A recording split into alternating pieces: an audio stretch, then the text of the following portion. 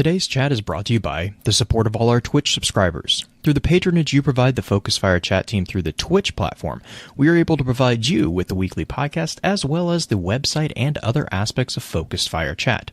If you have any interest in becoming a subscriber of the FFC and gaining access to some exclusive features over in the Discord server, please be sure to visit our Twitch account and click on the subscribe button. If you're an Amazon Prime member, remember that you do have a free subscription to Twitch every month that can be used for this. And for those of you who are already subscribers, thank you again for your generosity.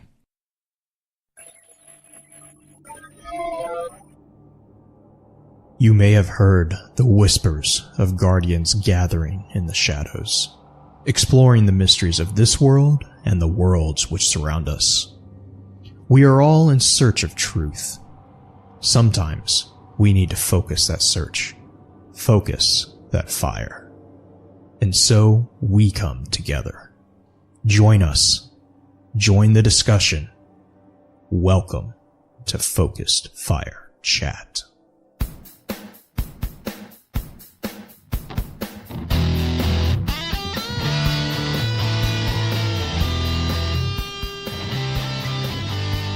Welcome back for episode 159 of Focus Fire Chat, recorded live on February 22nd over on twitch.tv/FocusFireChat.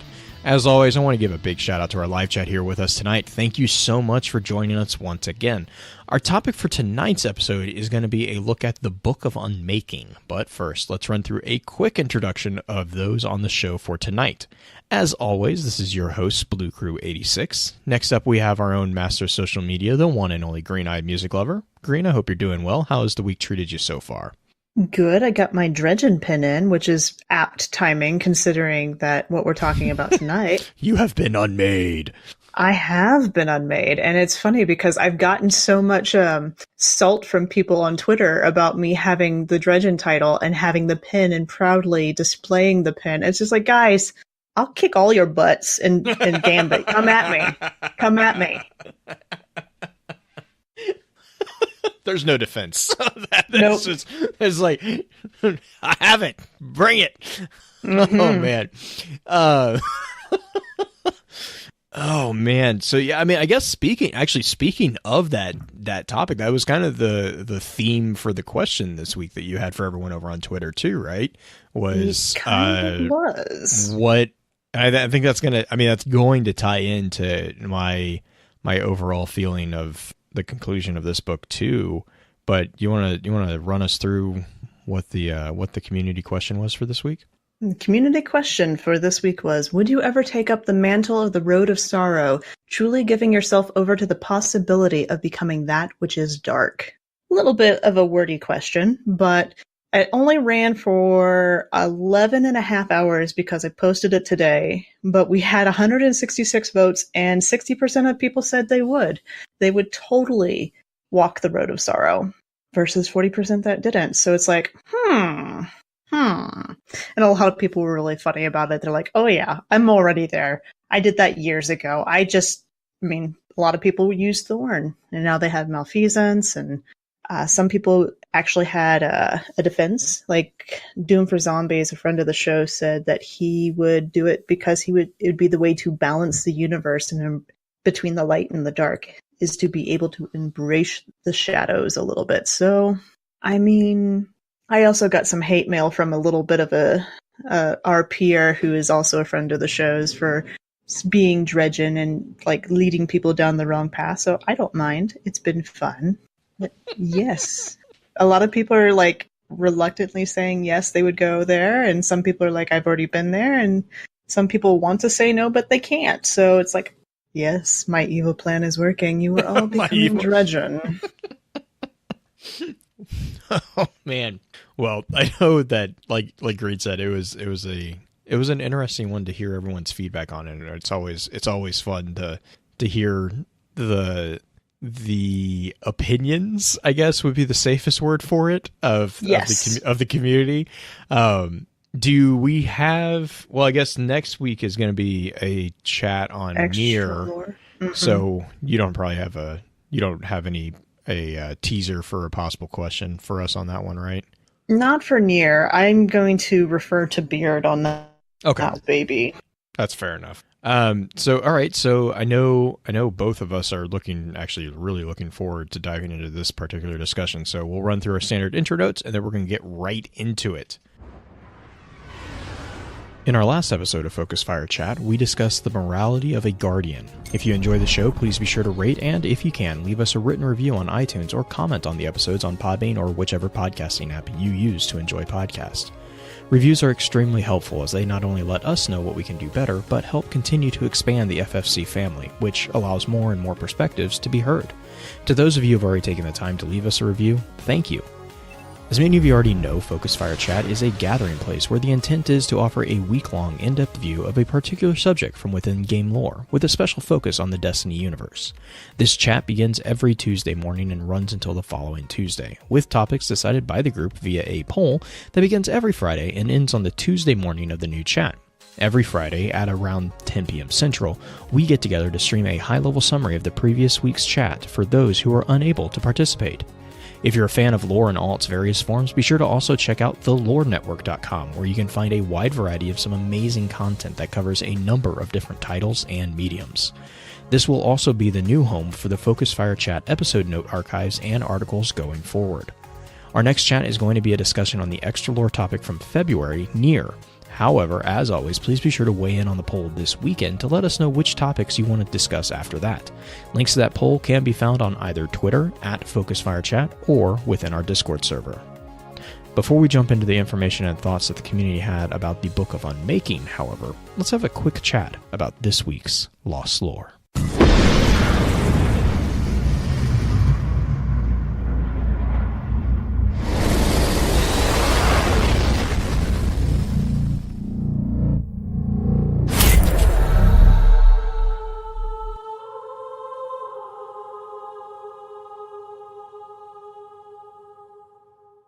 All right, and for Lost Lore this week, there was a couple of options. Green, I know you had put down, what are the Books of Sorrow, because it's kind of, excuse me, it's kind of a relevant relevant question, obviously, for this one. I guess I'll kind of actually take both the questions that you put on there, Green, and those questions are what are the Books of Sorrow, and is the Book of Unmaking, is that actually a Book of Sorrow? We see this referenced in the actual book, as the Shadows refer to this as its own addition to the Books of Sorrow.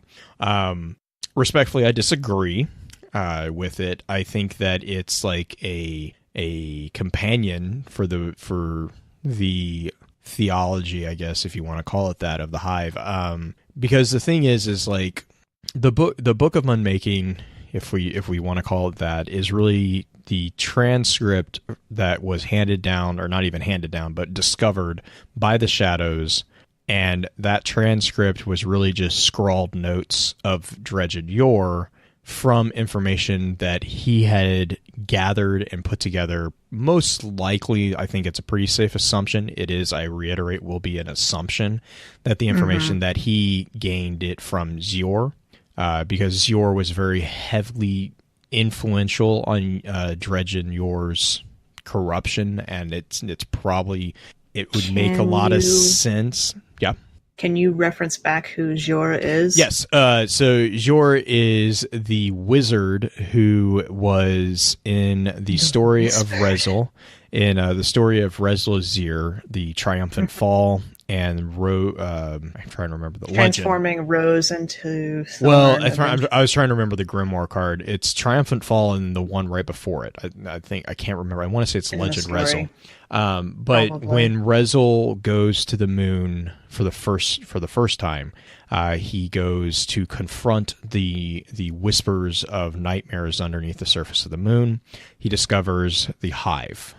He discovers that the Hive is active, and once he discovers the Hive is active, one of the very first figures that he interacts with is Yor, the betrothed, and this is before she became the unwed, and so the reason why she is referred to as the unwed is because in the entry, the Triumphant Fall, I believe it is, Rezel actually kills the knight who it would seem was who she was betrothed to. And so in that process, she then starts corrupting. She basically starts whispering into Rezel's ears.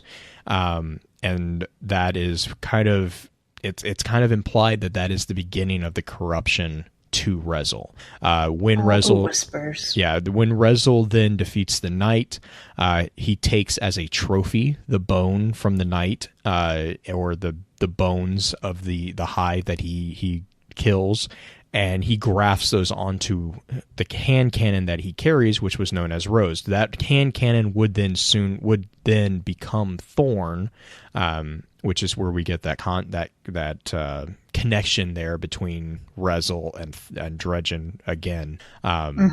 But that's where Yor kind of gets input into the picture. When we saw Thorn for the very first time, Yor was actually the wizard, the final wizard that you had to defeat in the summoning pits. And that's actually a really important location, even for this book, because the thing to remember about the summoning pits from way, way back in Destiny 1 is that the summoning pits were a locus of control for the Hive to experiment upon ogres. They were constantly trying to figure out a way to control ogres. That was actually there was at one point an ogre in a strike that went by the name of Fogoth, and that was actually the entire point of Fogoth. Was this strike was the summoning pit strike before the ogre was just a nameless ogre. Originally it was Fogoth. And they had chained Fogoth into the summoning pits and were basically doing experiments to try to figure out a way to either control him and increase the power, all this other stuff. But the entire point of the summoning pits was that it was an experimental lab by the wizards to develop things. We see the Hive being very, very candid with the idea of forced evolution. They are constantly trying. I mean, we see this in Destiny 2 on a couple of the scannables on Titan, where you get your ghost making comments about the breeding rituals of the Hive, where they force evolution upon themselves via various different means. And so there's a very heavy influence on experimental forced evolution within the Hive, and this is actually kind of to tie back into the Book of Unmaking is a concept that gets carried through that book quite a bit. But in regards to, is the Book of Unmaking a book of sorrow? No. And my reason for that answer, that kind of blunt answer, is we know what the books of sorrow are. We, our guardians actually have access to the actual books of sorrow. At the time that this particular quote, air quote, book was being put together, this was basically it's like a Cliff Notes version of what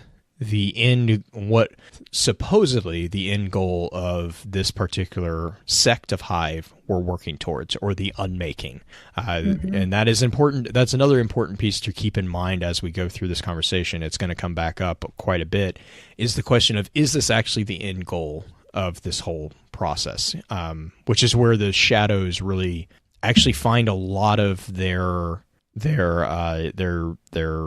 tenacity with what they're doing, is because I think I want to kind of argue, after reading this book multiple times, this is actually a question of, are the Shadows really the villains, or are they just anti-heroes? Especially Teben's character. Teben's character in particular, I have a kind of a feeling of it could go either way.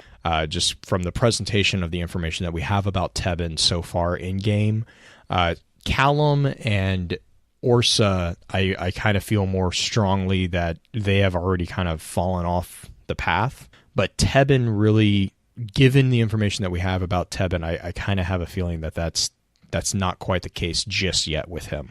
But the Books of Sorrow are basically the holy text of Oryx. They are the autobiography, I guess, in a way, of Oryx's line. and it's a educational slash holy text. I mean, because remember the Hive view the siblings, the original siblings, as deities in their own right, but it is specifically based around Oryx's lineage. We do not have. Go for it. I said I would even say so much as if you look at the size difference of the verses in the Books of Sorrow, the Oryx from the Taken King. It's so much longer because you're getting stories from Oryx. It is quite a bit longer. Versus if you look in these cards, each verse is a sentence, if that.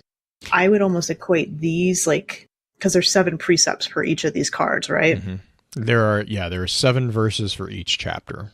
I would almost say that these guys are more like the Tablets of Ruin in that respect. Now, granted, they're not. They're not a Tablet of Ruin. These are just this is scribblings. Yeah, this is like attributing basic poetry with biblical texts, like a biblical chapter, a biblical book versus a poetry on on religious content. Like it's not saying that it's. I'm not going to say that it's not applicable to the Hive theology.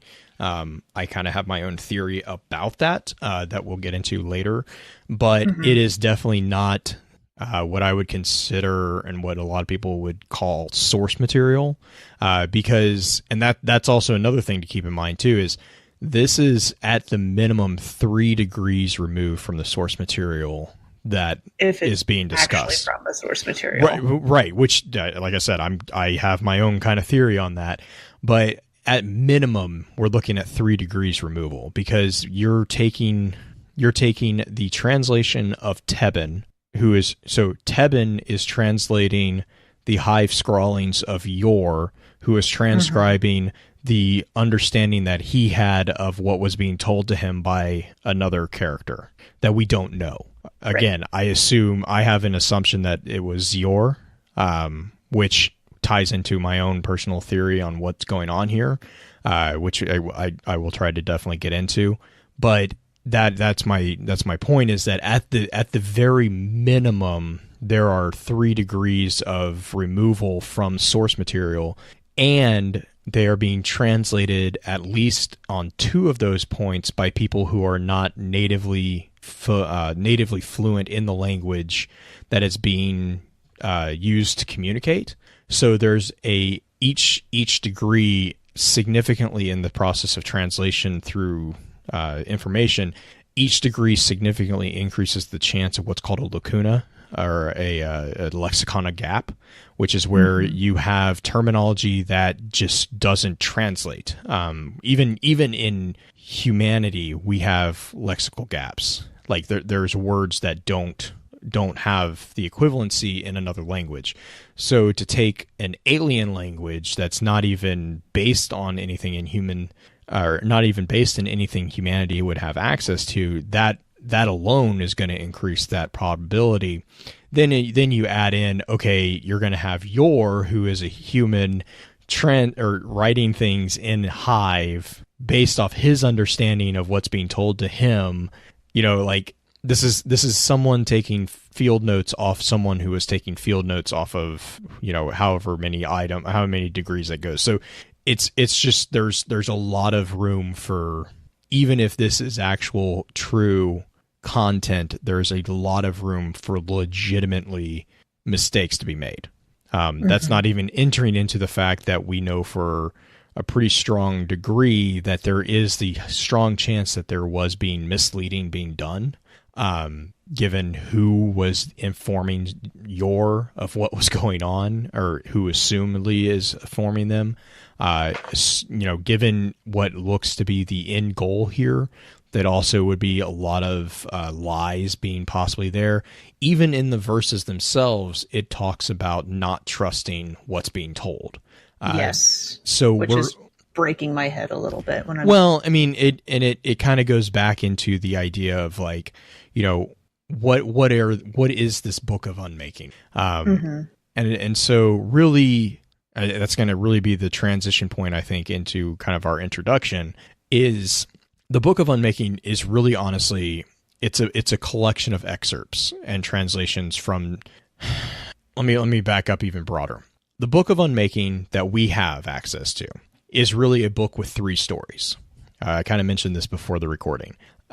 So we have 3 different things going on in this particular lore entries, or these particular lore entries. We have the text, which is translated by a group that's dedicated to exploring the shadows of a man who left it behind. We have a collection of their understandings of those texts. So every chapter is going to have 7 verses. So we have the translation of each of those verses. Then we have what's called the understanding. You'll have anywhere from the 1st to the 9th understanding of the text. And then you also have the scrawled thoughts of one man's justification for the tragedies that are coming. The closest that we've had to this before having this is Osiris. With Osiris, we kind of were challenged and asked what would drive a warlock to madness. And here we see the challenge of the question of at which point does the search for answers become an obsession with the forbidden? At what point does the search for salvation become its own form of damnation? The shadows who are just desperate in their search for what they view as the truth that lie behind the legend of Dredge and Yor approach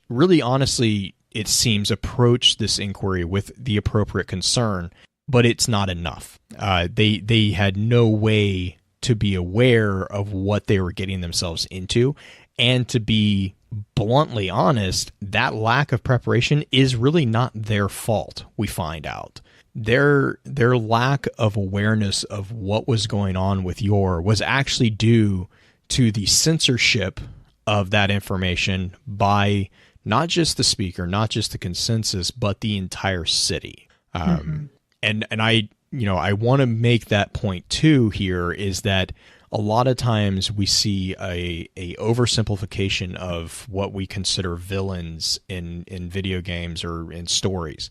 And John Goff and the team who put this book together have done an amazing job with presenting a very, very diverse, layered presentation of characters that before this were very simple, very 2D. This adds a third dimension of significant levels to the Shadows of Yor.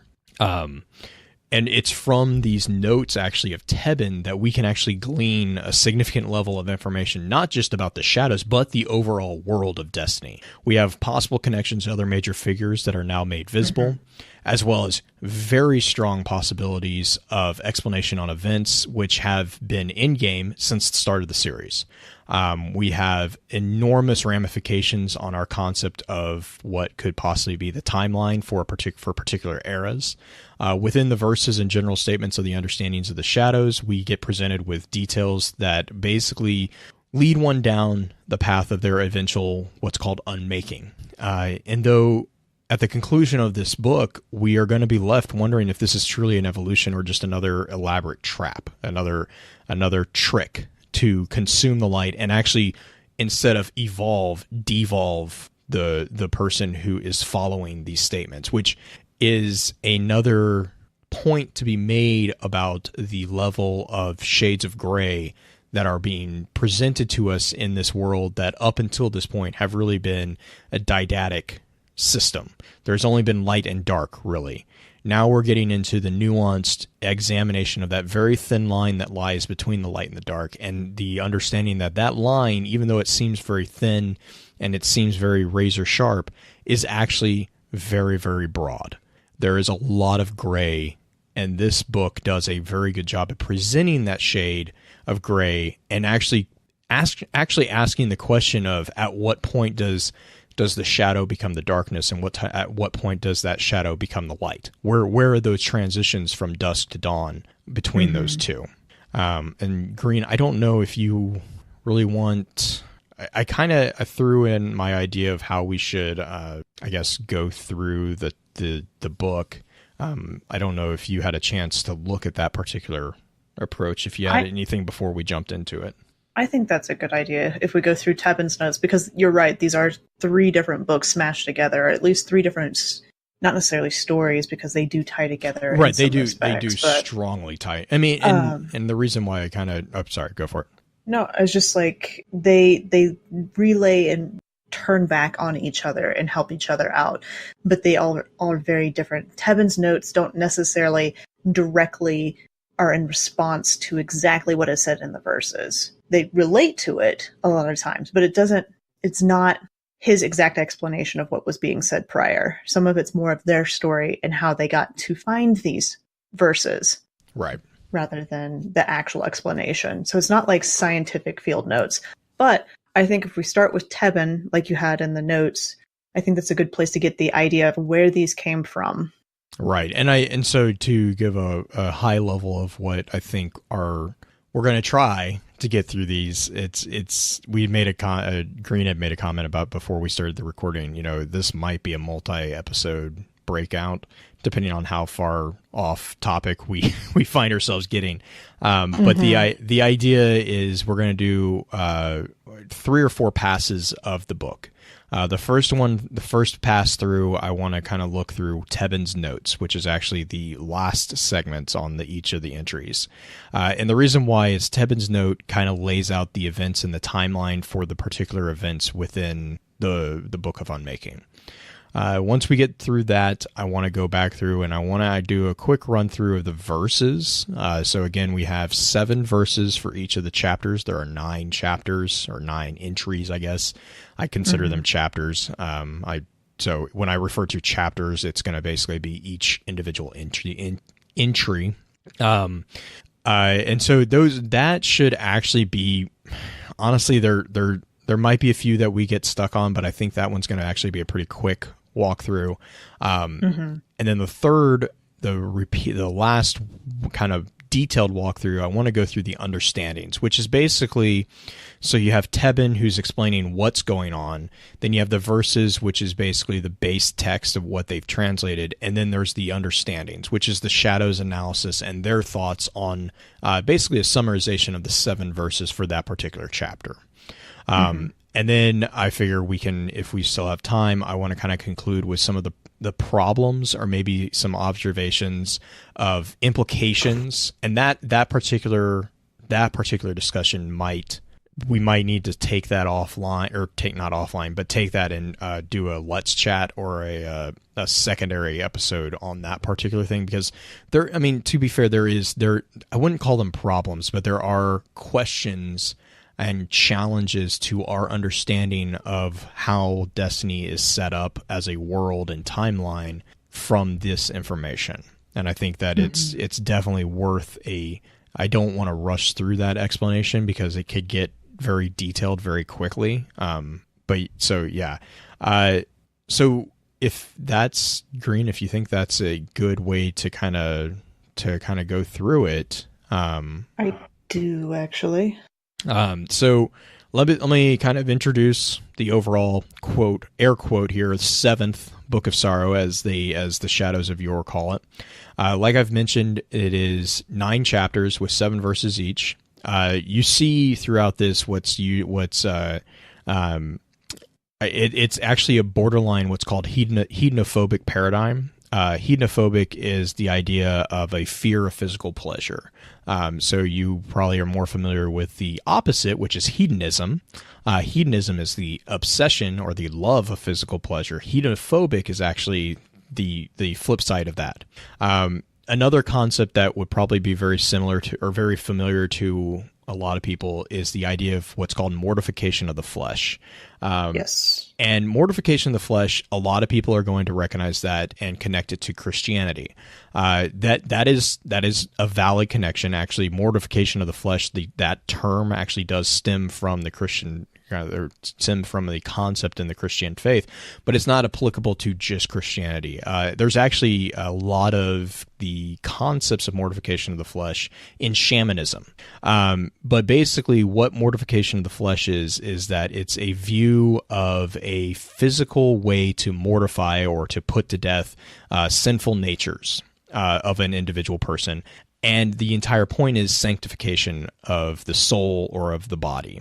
Usually that transcends into the soul, which is why you mortify the flesh to transcend the spirit.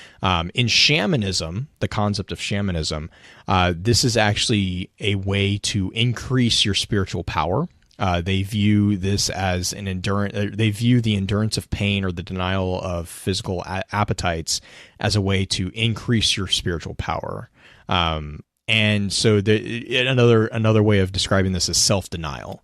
You will see that many cultures have examples of self-denial in order to achieve status or power in either or both spiritual and physical means. Green, I know you. Yeah, it's a small sect in, well, not a small. There's a sect in Buddhism that actually practices that very thing. Then that's probably the most modern example of a lot of what is in this book itself. A lot of the things that are said in the verses reflect back onto those concepts, or the what is it? The four precepts, or the four-way path. Yeah. The other thing that's very similar to here is there's a couple of Persian poetry or Persian poems that refer to what's called the Baha'i faith. I think that's Baha'i. I want to say that is correct. I actually know somebody who's Baha'i. Really? Okay. I'll be honest. I was not very familiar with Baha'i until I started looking at this particular format. It's very, very interesting. So the first one, the one that is known in regards to Baha'i is the Seven Valleys, and that is, I believe it's Baha'u'llah. I want to say I don't know how. There's a lot of apostrophes in his name, and I don't know. It's a Persian name, but the one that I'm actually more familiar with is the Conference of the Birds, and that's by a Persian poet by the name of who went by the name of Atara Nishapur. And both of these concepts have they have the idea again of this kind of glorified. Oh, it's not glorified, but it's like this. I don't even want.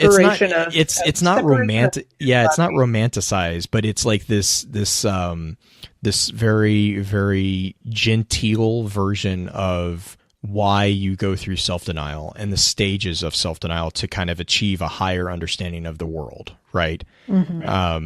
And so, like the Seven Valleys, you have like the idea of denying yourself different appetites, different pleasures of the flesh, and that's not just like in sexual terms. That's like actually like food, right? You know, like comfort. Like there's a lot of concept of wearing like rough clothing, which would scratch, be very uncomfortable. That idea, the self-flagellation of which is a very common thing, and Hollywood loves putting that in movies, is that self-flagellation, which is actually was Punisher season 2. The main character Pilgrim. He Angels does. and Demons by Dan Brown does that too. Oh, no, okay, yeah.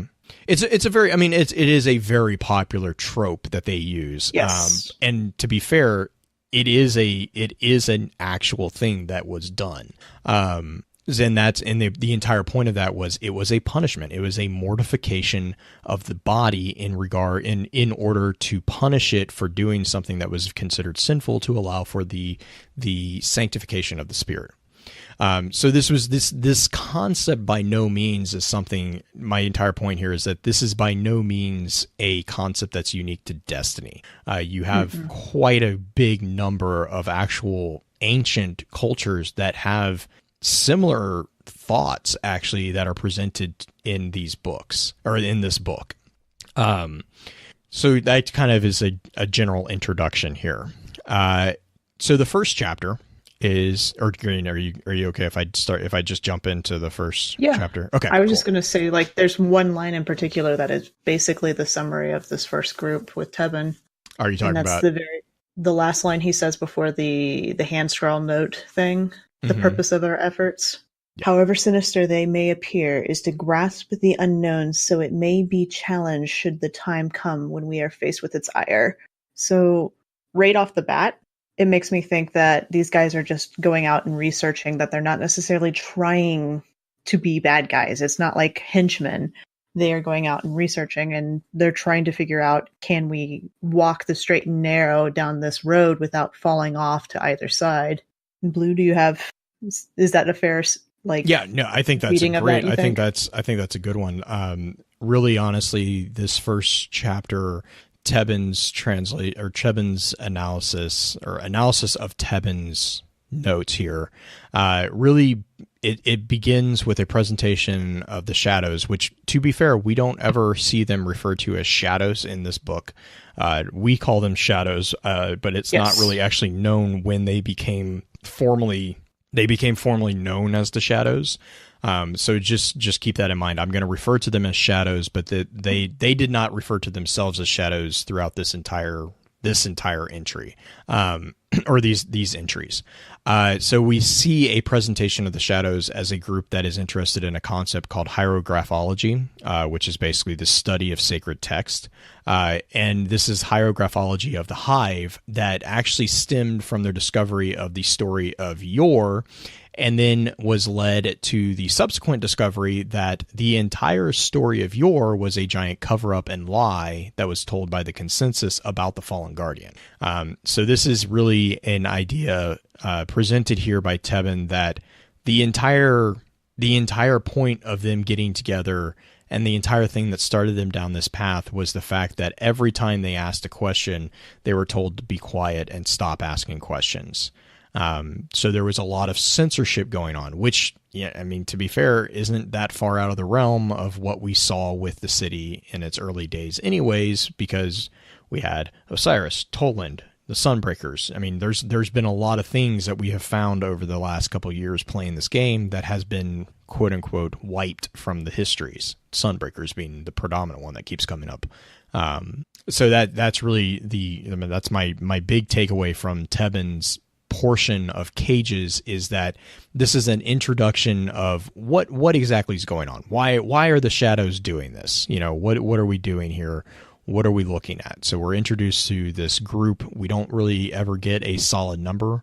The only names that get dropped are Tebens and Orsas, which we have kind of talked off and on about. Orsa is the character who will go on to eventually come up with a way to cleanse the new thorns and invent a new way to smith those. And then Teben seems to be the one that actually, to be fair, Orsa is also a very big figure in the translation of the verses, which we'll get into in just a second. But Teben seems to be more about documenting their journey. Orsa is actually more of kind of on the forefront of pushing the translation and actually doing the work and kind of figuring out the logic behind it, whereas Teben kind of seems to be the historian, if you will, in a way. That's really kind of Cages as far as like Teben's involvement here, or Teben's notes. That brings us to actually the second chapter, which is called Freedom. And Teben here mentions, this is where again they mention the internal decree by the Vanguard that actually prevents them from meeting with the shadows. And I kind of made a comment here about a possible connection to Osiris, because we see a call out to the fact that the Vanguard have an internal decree that results in them refusing to talk about Dredge and Yor or about anything related to questionable things. If you cross-reference information contained within the Shadows of Yor, you see kind of a stronger implication here.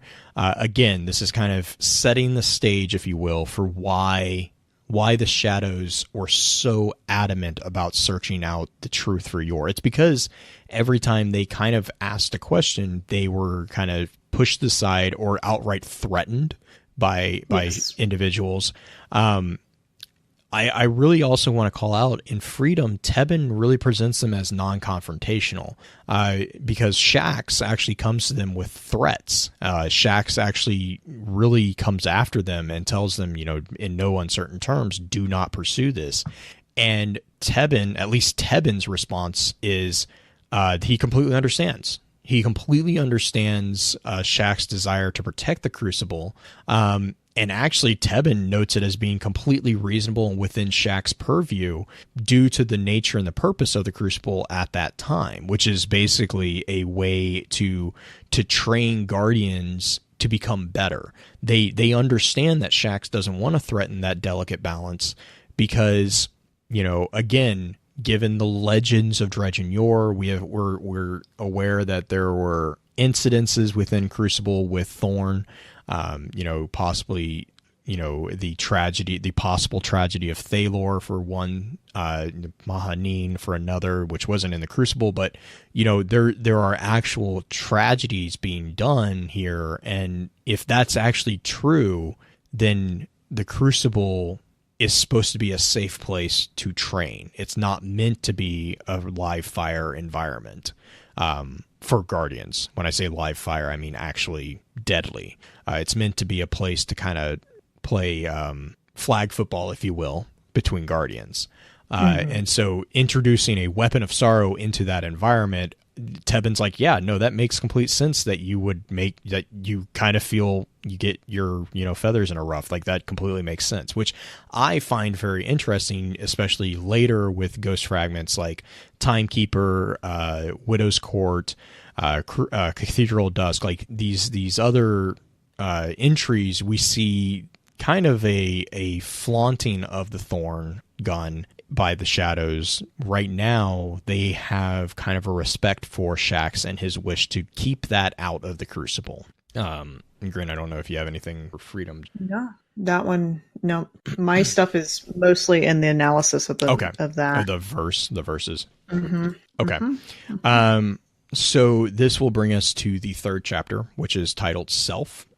Here is another kind of a look at, the mentioning of the Legend of Yor as being available only via the word of mouth, and also a call out to the absence of Shin. Shin is not around. Teben notes really that these missing pieces of facts, these facts that are missing, really only prove to drive the group forward with more intensity. Their initial concern, according to Teben, is about this ability to corrupt a guardian. This concept is very disturbing to them.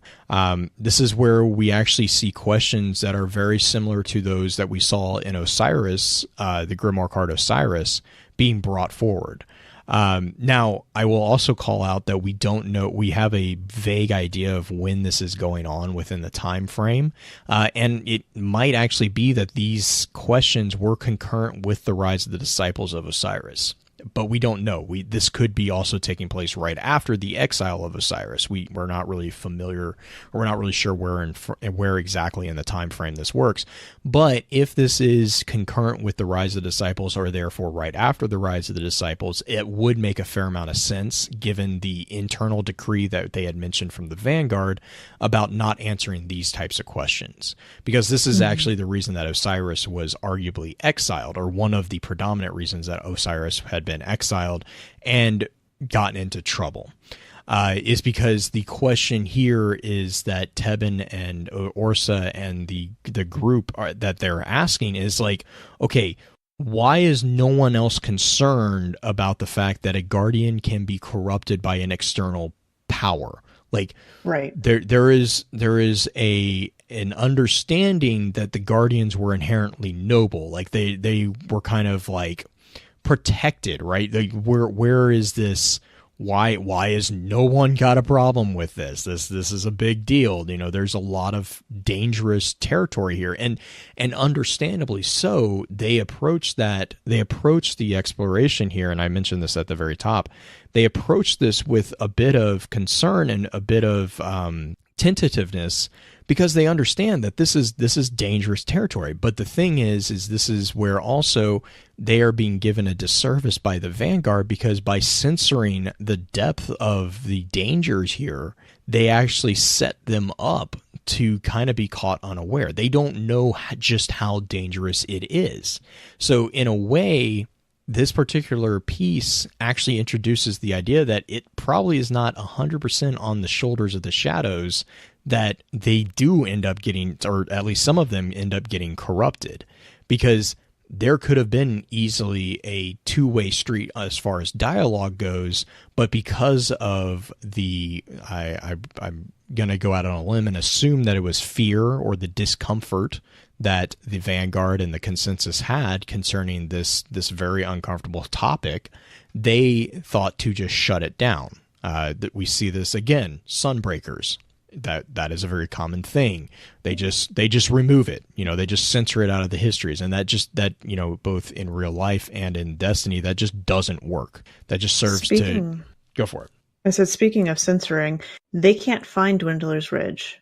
They can't find any of these. Not yet. Not right. Any of these places that are fabled to have been places that Yor and Shin both had traversed. A lot of those, they're just not there. Palamon is not there as far as like where they're at now in the book. There's no sacred spot. It's all word of mouth. It's all legends. And I believe Self, hang on real quick, let me make sure. So Self, he asks the questions. Let me make sure I read this correctly. Despite all the, I'm going to read this real quick. Despite all of this, we were not deterred. If anything, Orsa and I and the others who followed were driven by the difficulty of our chosen task. That a guardian could be corrupted, our gifts twisted, not by greed or lust or power, which call out there is, real quick, that's talking about the Risen and the Warlords.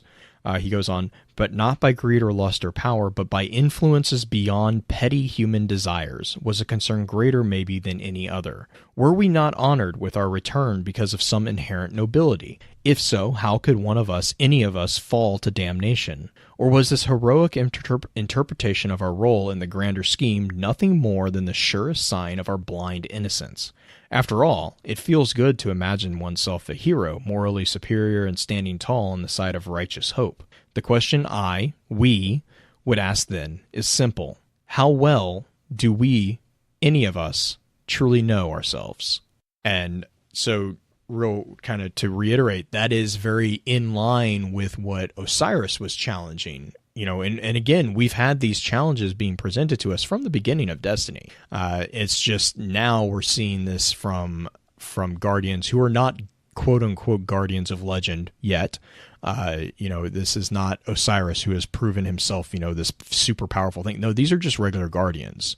And, that they're just saying, hey, this legend, even if it is just a legend, legends stem from a kernel of truth. And is no one else concerned that we can be corrupted? Like that seems like a big thing to be worried about. Can I just make a note here too? No, it's overarching over the whole thing. If you look at all of our cards from D1, where there's a mention of Dredgen, none of the actual text, none of the transcripts that are below. Dredgen is the title that is assigned to them in the descriptions in the parties. But if you read anything down below, there is never a mention of Dredgen person, Dredgen Bane, Dredgen whatever. Those are names assigned to them in the description, not in the actual text below. They refer to each other by Teben, by Orsa. Some of the ghost fragments from the Crucible cards, they do refer to them as Orsa or Zyre, or right. Orsa or Vale, I think is his title. I want to say right, but it's not. Where is it at? Like, Ghost Fragment Thorn 5 is where you see them right after the unwilling sacrifice comment. Right, but look down in the actual transcription of user 1.01 and below. Mm-hmm. There's no mention. They call themselves sister. Right. Yeah, they never refer to themselves as their new names. Correct. But there is what I was saying, what I kind of was implying. Pull it up real quick. They don't view themselves as that person. Like they don't. I think the assignment of Dredgen is more of a moniker rather than who they are. So Ghost Fragment Timekeeper is two other Guardians talking about it. And one of them does make a comment that Orsa has taken to calling himself Vale. Because he says, no, never seen anything like it. Orsa or Vale, whatever he calls himself, coming out on top wasn't even in his plans. So there is a kind of a backhanded comment about how they have started to take, or at least Orsa has started to take it. We do see in the anthology with Callum that Callum no longer answers to Callum. He only answers, or it's implied that he only answers to his taken name, which, to be fair, we never catch. There is within Thorn 5, you're correct, but they do refer to themselves as Weapons of Sorrow. Right. And then Yor will refer to Dredgen. Yor does refer to himself as Dredgen Yor, which is within. I want to say that's Thorn 4. I want to say is where Ward's ghost then gives us the translation for Dredgen Yor, which is the Eternal Abyss. So there is that. Let me see. But yeah, you're right. You're right on the fact that we don't have any recording of them referring to themselves. Mm-hmm. Others call them that. So yeah, Shin refers to him as Shin refers to him as the Shadows. Mm-hmm. Timekeeper, I think, is the closest that we see a comment about Vale and Orsa, which are interchangeable. Orsa has started to refer to himself as Vale, but we don't actually see Orsa say that. Like, now we do see in Cathedral of Dusk another of the Shadow refer to Orsa as Vale. This is the one where they are referring, they have the thorn, the freshly crafted thorn. Mm-hmm. He says, this isn't like the stories we heard about Yor. Vale figured this out, tamed it. So would we say that Cathedral of Dusk happened after? Oh yeah, because Cathedral Book of Unmaking. Because Cathedral Dust takes place on the Dreadnought. And the Dreadnought wasn't around until Taken King, Rise of Iron-esque era. Right. So this means that this whole book is their start of their path down this road. Yes, completely, yes. I 100% will say. And that actually brings us to the next part, the next chapter, Whispers. Because this is where we actually get an event. So everything up until now has kind of been a build up to what's going on. And then in Whispers, we see the Shadows discovering Yor's jump ship. And you had been mentioning that they didn't know where Dwindler's Ridge is. Well, hey, guess what? Yor's jump ship is located at 1,800 kilometers above the Earth's surface, which is, just to call out real quick, excuse me, it's very comfortably within what's called the exosphere, which is where satellites mostly will be orbiting. So it's 1,800 kilometers above the location of its master's death, which is Dwindler's Ridge. We still don't know if Dwindler's Ridge and Palamon are synonymous. The idea is that it seems like they are not, but to be fair, we don't have a confirmation either way on that. But this is also where we see sentience in a technology that cannot be explained by the Shadows. So the jump ship is actually noted as being linked to a idea of desire rather than anything system-wise. So really quick, note that term there, because the jump ship is linked to desire. We've seen this a couple times elsewhere in other characters within Destiny. Teben even goes as far as noting that the ship was in pain and anguish, giving the description of the ship as being composed mostly of grafted bone of unknown death, which, I mean, again, can point to a number of possibilities. Predominant in my mind here is a connection to the worms of the Ahamkara, to call back that strong link via desire. And also this entire verse, the verses in this particular chapter are 100% focused on the idea of lying bones. So, speaking bones, hey, again, we've seen this before. Teben says that as they approached the ship, there was what they thought was white noise at the time, but they would later look back and realize were whispers, and that their ears started to bleed. Which is a very similar effect to Zior's voice upon Rezel in his initial confrontation within the summoning pits in the Hellmouth. So they actually, there's a strong connection again to the Hive and to the Ahamkara, the worms, the undead bones, the unknown death, all this stuff, whispering being painful, whispering lies and all this stuff.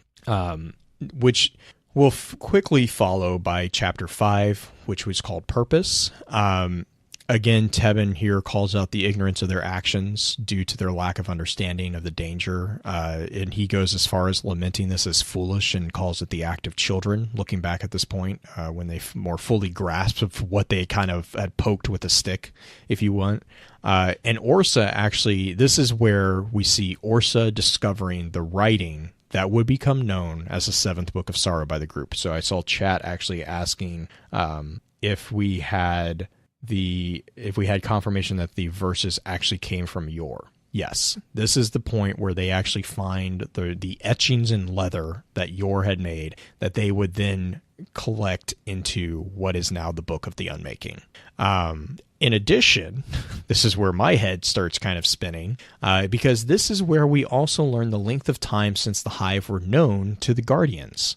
Teben mentions that they had, quote, heard the stories of the Hive, an ancient evil, and an ancient battle that turned Luna into a forbidden zone. Most held them as folklore, scary stories to counteract our natural curiosity, end quote.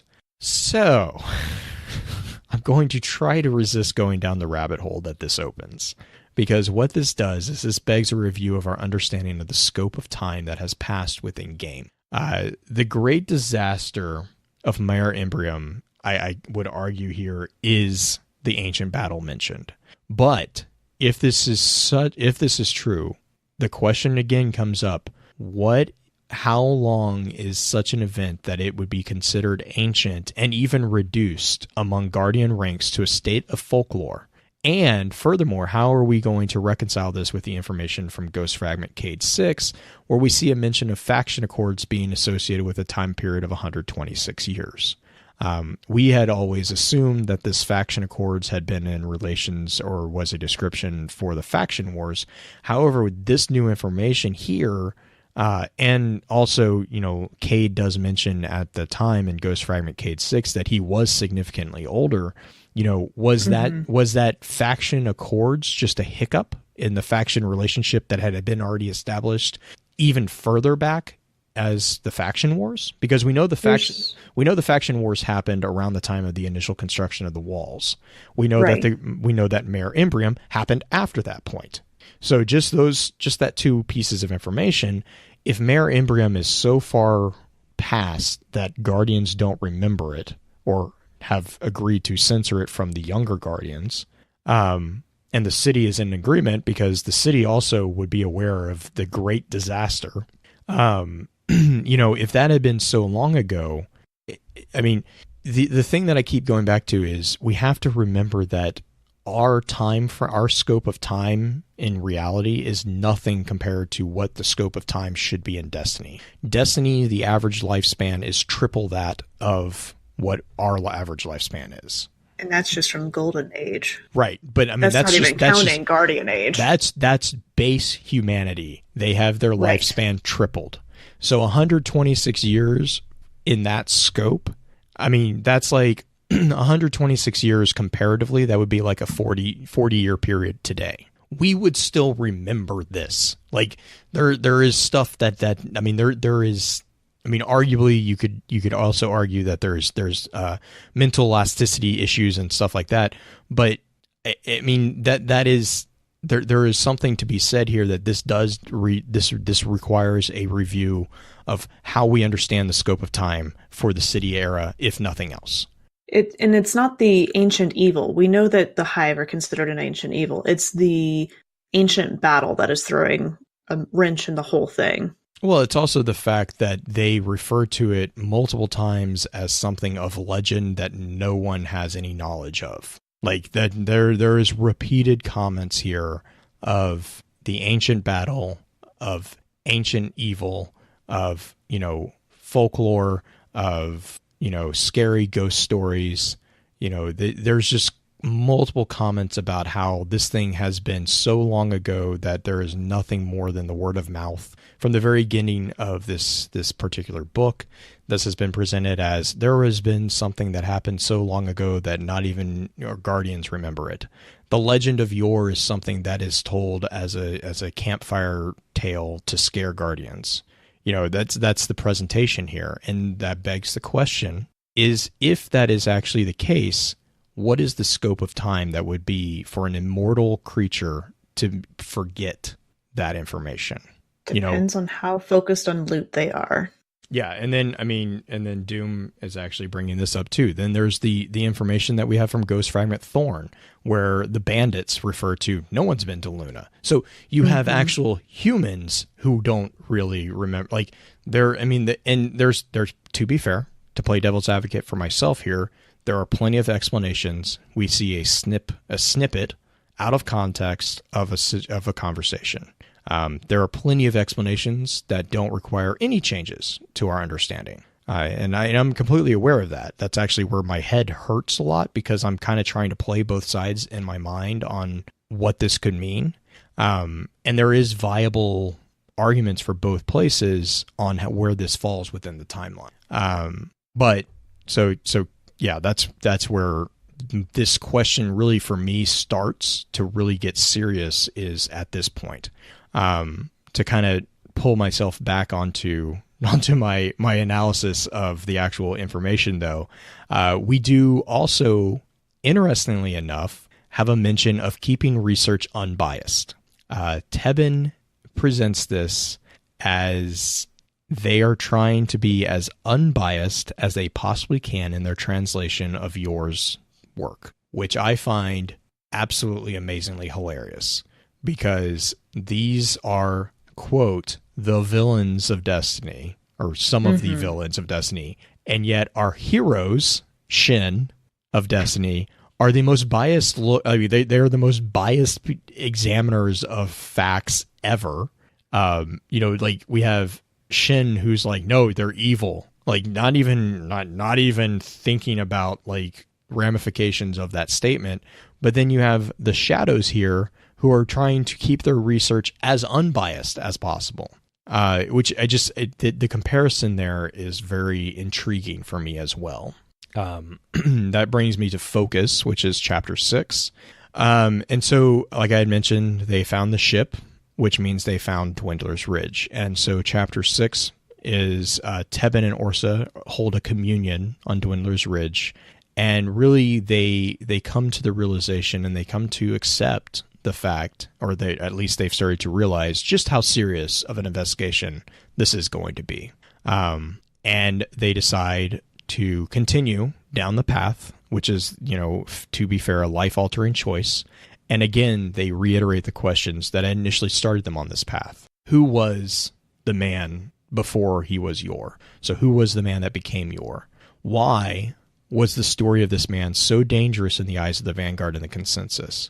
Their argument is like, would it not be more beneficial to use this tale or legend to instruct Guardians on how to avoid the damnation that seems to be such a contentious point? Why was that not? Why was it being censored? What makes this so dangerous? And then also, to be fair, what information is possible now to be gleaned from what they refer to as the unknown worlds beyond the light in this exploration? There is, to be honest, a degree of progressiveness here. Where, up until now, they have been bound to the earth because, again, going back to the mention, they had been forbidden from exploring beyond the earth. They had been forbidden from following their natural curiosity, their need for the satisfaction of their wanderlust. Sounds a little familiar, don't you think? Oh, the problem with this entire thing is the more I got into reading Teben's notes here, I sympathize a lot with Teben because the questions that he asks, and I understand that this is an autobiography, if you will, so it's obviously written with an agenda. I get that. But at the same time, they are valid points. And you can argue that's why they're here, is because they're trying to make a sympathetic case for themselves. Well, Teben does. It's a successful attempt in my mind, because these are questions that are viable in the face of finding out that there has been censorship or of any kind. The question immediately is like, why did you not tell us that? That is a very viable question that is very human in regards to anything. I mean, anyone who's ever dealt with a 5-year-old or below and has the conversation of, you can't do that, why? It's a basic human question. It's like that is definitely a standard challenge in anything. And so this is, again, in focus, you see Teben and Orsa kind of doubling down on this. Like they are standing on Dwindler's Ridge. They're standing at the place that Yor died. And the other thing to keep in mind, too, is that they are standing on Dwindler's Ridge, the place that they didn't even know existed. Like, they didn't know for confirmation that this place existed, and now they have physical. They are boots on the ground on a place that was in legend. This is physical proof that these events could have happened, and so they start realizing that they start realizing a dangerous truth here. The stories that they've been told might not be true. The facts that they've been taught might not be facts. And so that's where. You can see some of the danger that the Vanguard and the Consensus. It's kind of a self-fulfilling prophecy, though, for the Consensus and for the Vanguard. By denying this information, those who would challenge that denial, if they do find out, now you're at a loss. You can't come back from that because you've told them, no, it's not true. They find out that it's true. Now, anything you say, you've destroyed that trust. There's no really recovery from that. And so that kind of brings us to Chapter 7, which is joining. Chapter 7 actually jumps forward in time. We don't really know how much further in time, but we find we do actually get an idea. Well, okay. Because you get the transition between Andalbrask and Cade. Well, okay, fair. But I mean, I guess my point there is like we didn't know when Chapter 6 happened. So I was just saying like the exact. Yes, you're correct. We do have a point of this entry is concurrent with the death of Andalbrask and the ascension of Cade. I was going to say the ascension of Cade, the tricking of Cade. I don't really know what you want to call that, but Cade taking on the mantle of the Hunter Vanguard. Yeah. So this is, and to be fair, this also points to Green, your question about Cathedral of Dusk, the Grimoire card, where that happens in relation. That this helps kind of point out that would have happened, much later. So in Chapter 7, we see Orsa achieving the goal of acquiring answers from the archives of an unnamed cryptarch. Which I love how they're literally sneaking in these hive. Like they have the not transcripts of everything, but they have like the scratchings or the etchings, and they're sneaking it into the archives and trying to study like college students cramming before a test, making sure their professor doesn't walk in. Right, and I think I read it differently. I read them as they actually bought. So I'm just gonna read this because it's actually kind of funny how they did this. He said so this is from Joining. It says, it was sometime later when Orsa came to me with writings from a cryptarch's archives. It's been a long while attempting to translate the glyphs found on your ship to no avail. Great care was taken in furthering of our investigation. We weren't hiding our work per se, but it was not advertised. We've been scolded and warned enough times that we knew to continue our efforts in private as best we could. By this point, the Vanguard ranks had shifted. Brask was no fan of our work, but he was reasonable. His exo replacement was more pointed in his dismissal, a byproduct of his relationship with Lord Shax, I'd imagine. But that's neither here nor there. We traded with many cryptarchs over the years, and Orsa had long since made it a point to get on their good side. Even still, it took some convincing, and full-on bribery, to eventually get hands on the tomes needed to crack the mystery of the arcane texts. The books and writings we secured from the tradesmen were incomplete, and mostly scholarly guesswork, but there were enough translations and competent theory to provide a foundation for our own interpretations. It wasn't long before the pieces started to fall into place. We still had much to learn, but we were certain of a few key ingredients. Yor had been to Luna. Whether his corruption began there or led him there was still unknown, and the glyphs he'd etched spoke of a great unmaking, the truth of which would be our own. So that's the full hand scrawled note that was with Joining. So there's a couple things here. Oh, go for it, Green. No, I was just laughing because it's just funny. I love the idea of Orsa being like, hey, hey, buddy, how's it going? You think it's Rahul? Rahul's the evil one? Like, doesn't even know he's doing anything bad? I go back and forth, actually. I originally, when I was writing this analysis, I had put Rahul, but then I'm like, that would do a disservice to people because we don't know that. We don't know who it is. We do know that it is a cryptarch of the city. That narrows it down quite significantly. But to be fair, we have a few options. Like there's Rahul, there's Tyra, but Tyra, I don't see that being the case because Tyra's a guardian. So I would imagine that Tyra would probably not go along with this. There is and I constantly forget his name. There is the cryptarch that we see in the webcomic that Anna Bray and Cameron interact with. Or not interact, but they steal their notes of. Mm-hmm. There is a cryptarch also within the, I don't know what to call them, but the articles basically that Bungie kind of released a while back to tease different pieces. There was a cryptarch who had analyzed the Warsat network, I want to say. He was writing something about the Warsat network and how the satellites interacted with stuff.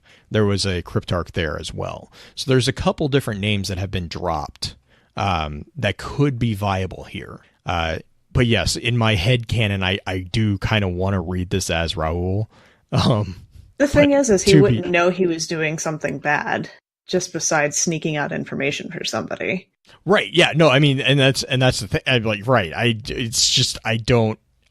By no means is this cryptarch necessarily at fault.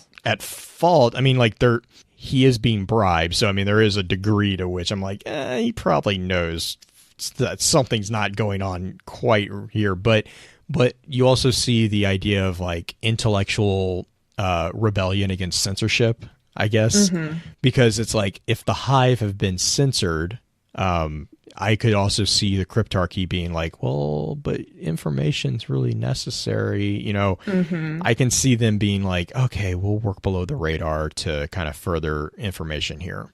But the other thing here too is that we see the books and articles acquired by the Shadows as incomplete and mostly guesswork. So again, this kind of goes back to that idea of lacunas occurring within the works. We are dealing... You're playing. I think I saw it in chat earlier. We're dealing with a game of Hive telephone. Like, it's like, and it's even worse because it's Hive telephone being played by people who don't speak Hive and who have a partial dictionary that we don't know is actually accurate. So it's like, every time we learn a new little degree of how they're translating this thing, it just makes me think, I'm like, how viable is this like how reasonably reliable is this stuff? So I did want to call that out as well. And that brings honestly, that's kind of the end there. Brings us to the 8th chapter, Secrets. This is where they have, again, they have progressed with the translation. They have a more quote unquote full translation of the notes that Yor had, and they have actually started to come see Yor's work as a map, not necessarily notes, but a map, a supplemental addition to the mythological books of sorrow. Again, a call out to the time frame here because they refer to the books of sorrow as being theorized by, quote, researchers long before our time, end quote. And that idea brings them more certainty that they are actually researching a possible path of transcendence. They start realizing that the term unmaking is not a threat, but actually a evolutionary goal. This is also where we see Teben kind of underhandedly comment about these being autobiographical notes.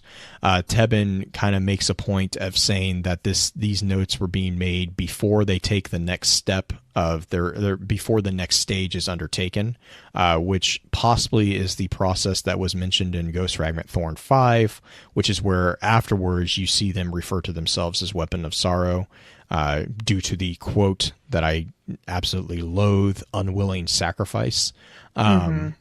So this again, And this also, again, is another nod to the potential much more significant span of time having passed during the City Age, which ultimately points to the timeline being much more than what I think most of us assume right now. I think I've been trying to keep an eye on our chat because it's going pretty good right now. Pretty quick. I saw a comment being thrown about the current thought is that the Great Battle was 30 to 50 years ago. I'm like, yeah, that's a hard number to assign. Right. And I mean, because I'm right there with them. Like I have also assumed that's about the time period, but everything here in this book is begging us to take a step back and ask, is it though? Because if you're talking about 30 to 50 years, I mean, again, I point to the fact that humanity's lifespan is triple that of what we're used to. So 50 years for a being that on average lives 100 to or 200 to 300 years, that's nothing. I mean, it's something, but that's like, it's not as significant as it is for us in reality. So there's that effect there as well. But that will bring us actually to the last chapter, which is in Embrace, chapter 9. And then this is actually where we get the first mention of the weapons of sorrow in this entire entry.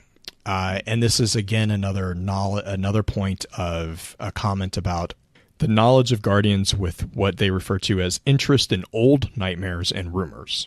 So another little call out there, again, to the span of time having passed since the events within the saga of Ward, Malphur, and Yor, and also the repeated mention of his personality being an exaggerated ghost story. So this is where we actually get Teben making a comment about Yor was always thought to be an exaggerated ghost story. And I mean, this is from Teben, who has stood on the soil of Dwindler's Ridge, has been on your ship, so he's basically saying, like, all these legends and all these stories that they said were just legends are not. These are actually events that happened. And the Shadows, basically through their translations, have confirmed that the Hive did indeed have the ability to create forced evolutions, which, our characters and our players right now, we know that. But what this means is that when you combine that with the knowledge of what the weapons of sorrow were at their core points, or at their core, we see a conclusion that is actually much, much more dangerous than a single fallen guardian. And this actually leads to them asking questions, which then they, I think, are trying to use to justify why the events in Thorn 5 take place. Because they question now is, what if Yor wasn't the end game being sought after? What if this hated figure was actually just nothing more than an accidental side effect of what they refer to as an ancient's arm race? And that, basically what's happening is that the level of devastation that is being sought in this arms race between, whatever their ancient enemy is, whether that's the Hive or the Hive siblings against the Light, is actually beyond anything that we can imagine.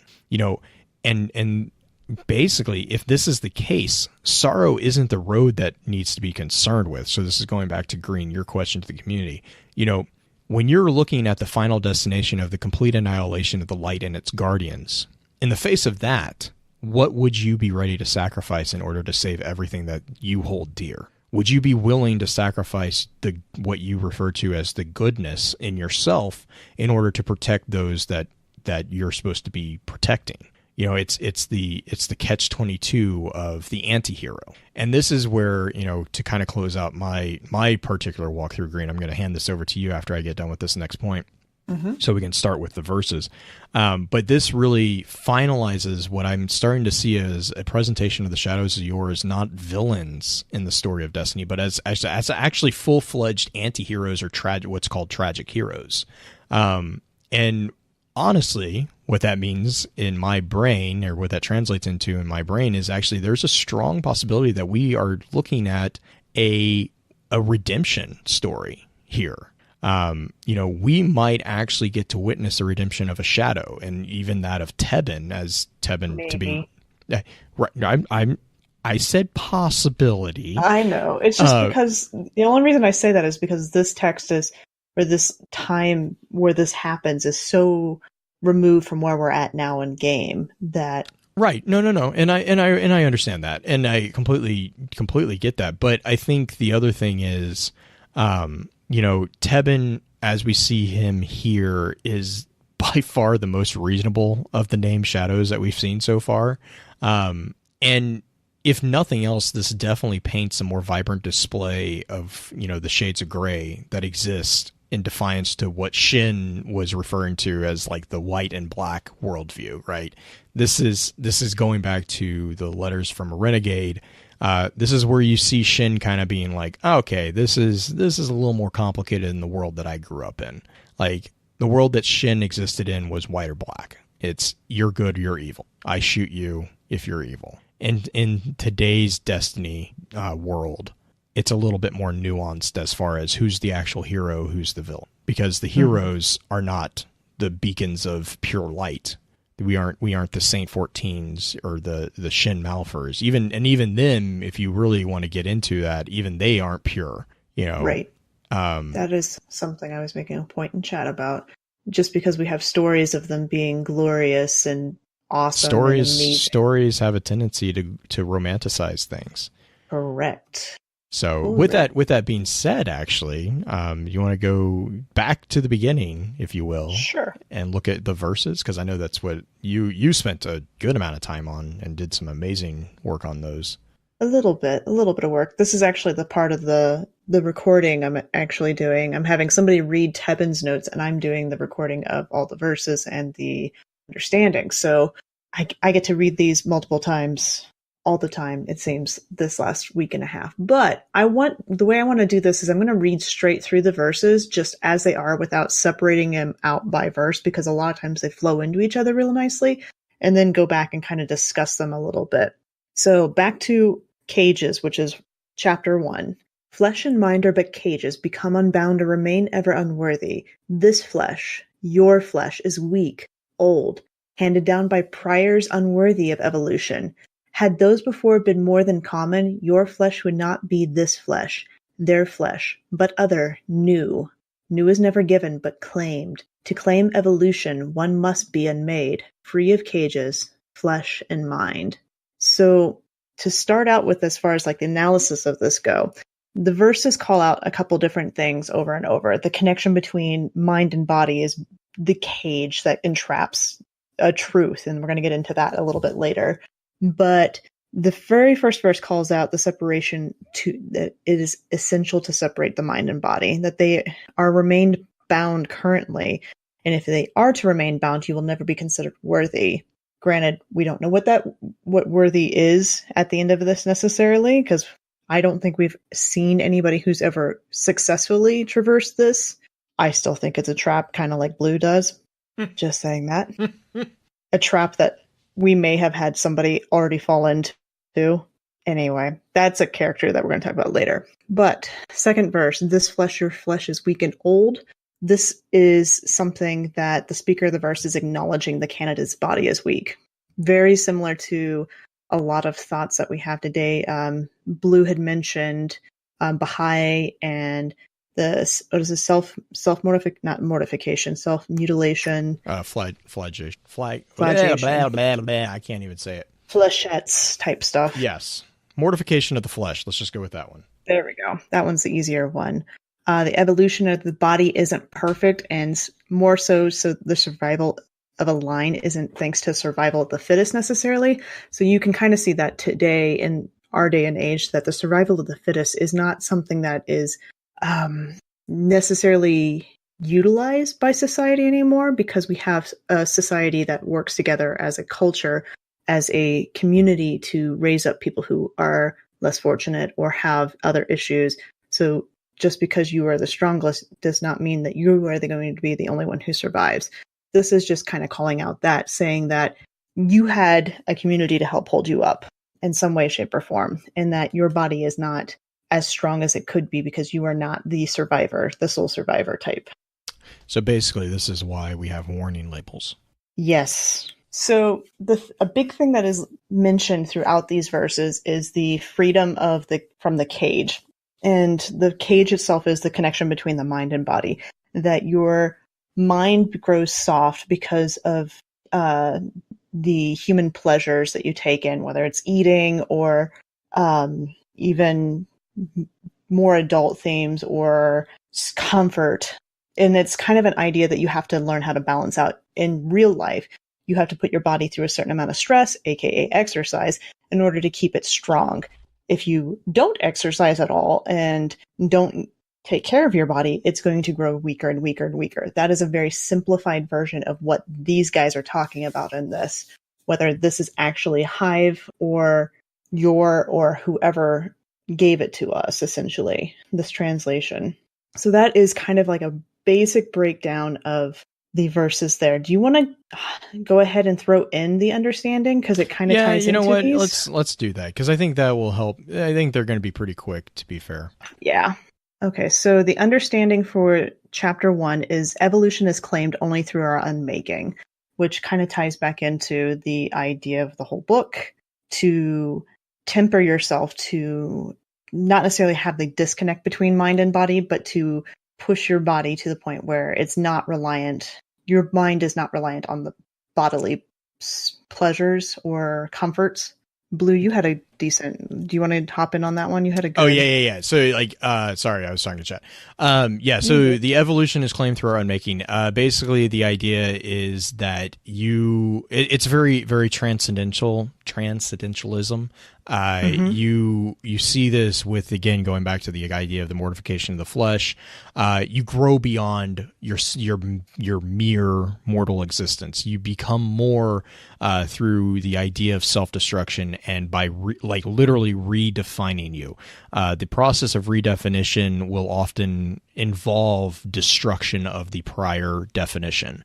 You see this actually with strength training. Anybody who goes to the gym and works out will know this. You become stronger by punishing yourself, which is a very gross oversimplification of what's going on. But the way to actually grow muscle is by ripping it. Like that is what's happening when you are lifting weights, is you're actually tearing your muscles, and then when they regrow, here's a little fun biology fact: scar tissue is actually tougher than the original tissue. If you break a bone, if you break your bone, where your bone refuses and reknits, that part of the bone is very unlikely to break again. If you break the same bone, it's probably going to be in a different location, because the reknitting of that material is actually reinforcing that material. There's a reason why people who are in martial arts punch a sandbag over and over and over. Sandbag? You guys got lucky. We had to punch trees. Well... Ugh. But yes, there. It's the same thing. Yeah, it's the idea. It's the idea of conditioning your physicality to be more. And so again, we had mentioned this with the Legacy of Yor episode. The understanding here is actually not dark. It's actually a very actually pretty accurate statement. You unmake yourself in order to grow.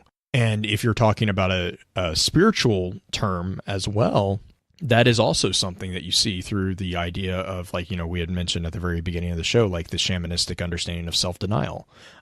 Self-denial in a lot of cultures you see, especially like ancient, well, actually any culture, ancient cultures, especially with the more predominant idea of shamanism, which is by far still present in today's world, but you see it a lot stronger in the ancient world.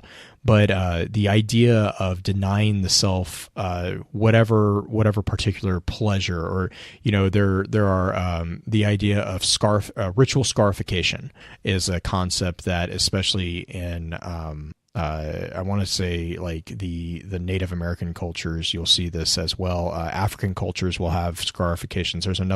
There's a tradition in, I believe it's African cultures, to do the ant scarification, where you would hold your hand in an ant mound. And the idea is that, by ignoring the punishment of the flesh, it shows the strength of your will. There are even saints from the Catholic Church who were known to be completely impervious to, I mean, like there are stories in the martyrdoms of saints from the Catholic Church in which you have outright jokesters. As they're dying, they are making jokes.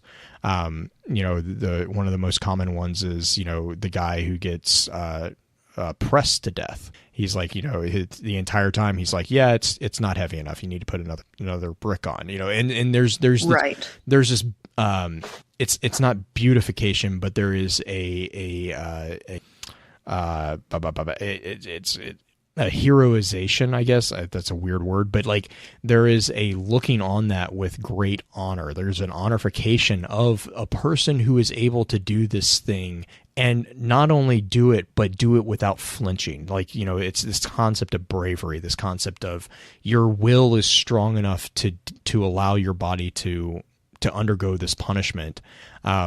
And that's where you kind of start seeing, you know, especially the second one. I know you're going to get there in just a second, but the second one, you see this linking between the mortal body and the spirit. Like I want to call it the spiritual mind, but the mind. Right. It's the head versus the body. It's the idea of a consciousness versus the physicality. Yes. And, you know, you see this with the concept of the exos, for example, the ghost in the machine argument. You know, what separates those two? There is something that is imprisoning this spiritual mind, and I use spiritual in like the very broad sense, the non-physical sense. The spiritual mind is being imprisoned inside this mortal flesh. And why is it imprisoned? You know, how do you free it? And so that's where I think, especially freedom, it's aptly named freedom.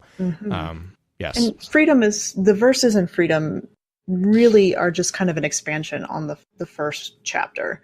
They talk about the separation of the two, that the mind has grown complacent because the flesh is there. The mind is softened because the flesh is there. And you can kind of see this, and this is going to be kind of a psychological dive a little bit further into your realm, Blue, but the idea of people who are solely intellectual beings who do not care about anything of the flesh. Now, granted, they do care because you have a body, but the people who are pushed beyond that and are just a brain. And ironically, the person who comes to mind, rest his soul, is Stephen Hawking, who his mind was everything to him because he obviously did not have the physicality to be able to do a lot of things that other people were able to do. So his entire life's work was devoted to developing his mind and expanding his understanding. In some respects, he is further down this road, according to chapter 1 and chapter 2, than, say, for instance, Teben, if Teben is not obviously in the same boat as Stephen Hawking, which we don't technically know. I imagine he is not going through Crucible on a scooter and thorning everybody, even though that is a really funny thought now. Yeah, I when you're saying this makes me think of there was a movie that was back in 2014 called Transcendence. It was, and there was a slew of these movies, but this is one that like actually comes to mind. I actually have not seen this one. I keep intending to go watch it, but I haven't gotten around to seeing it. But the entire concept is exactly kind of what you're talking about in regards to Stephen Hawking.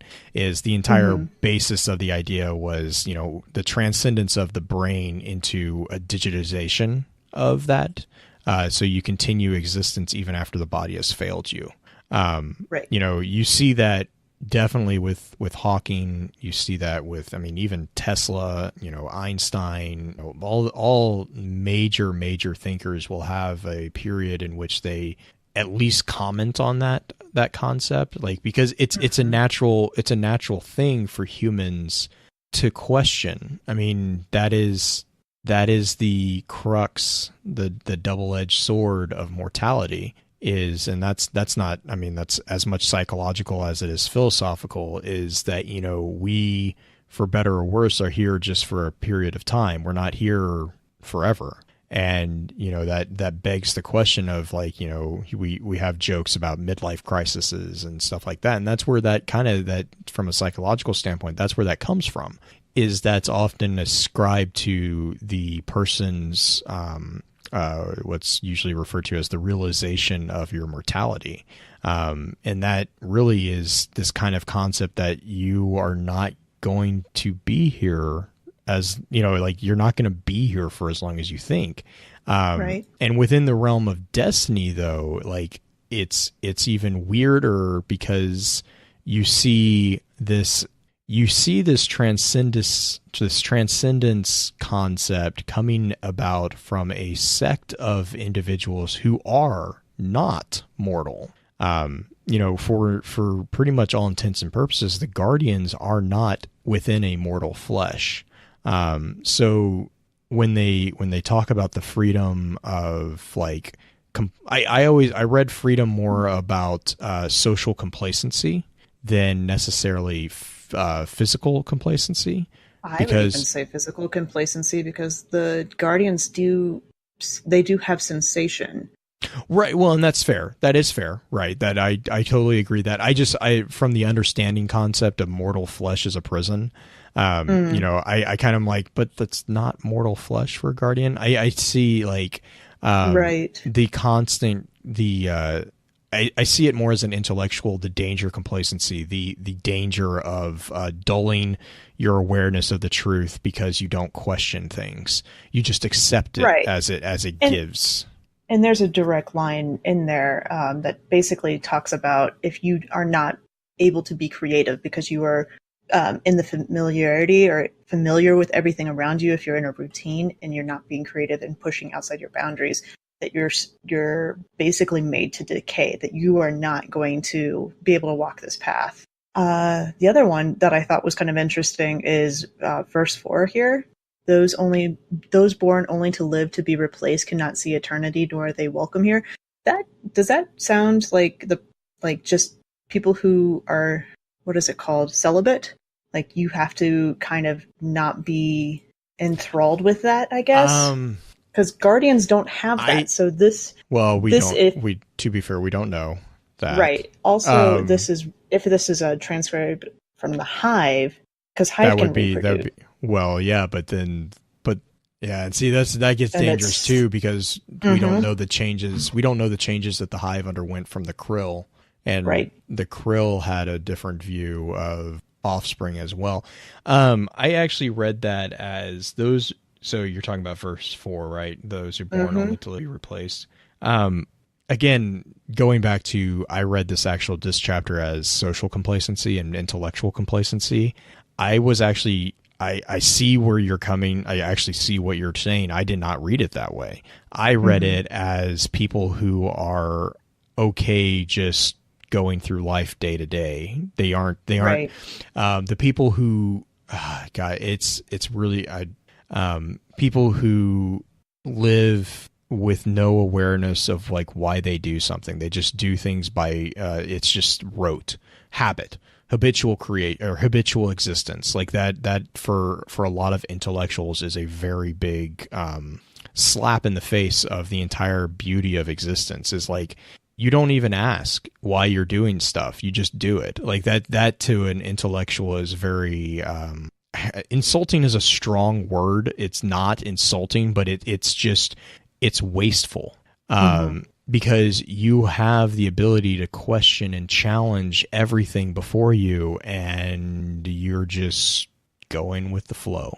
You know, it's just that whole question things, look for the truth, push against the boundaries of what is the constraints.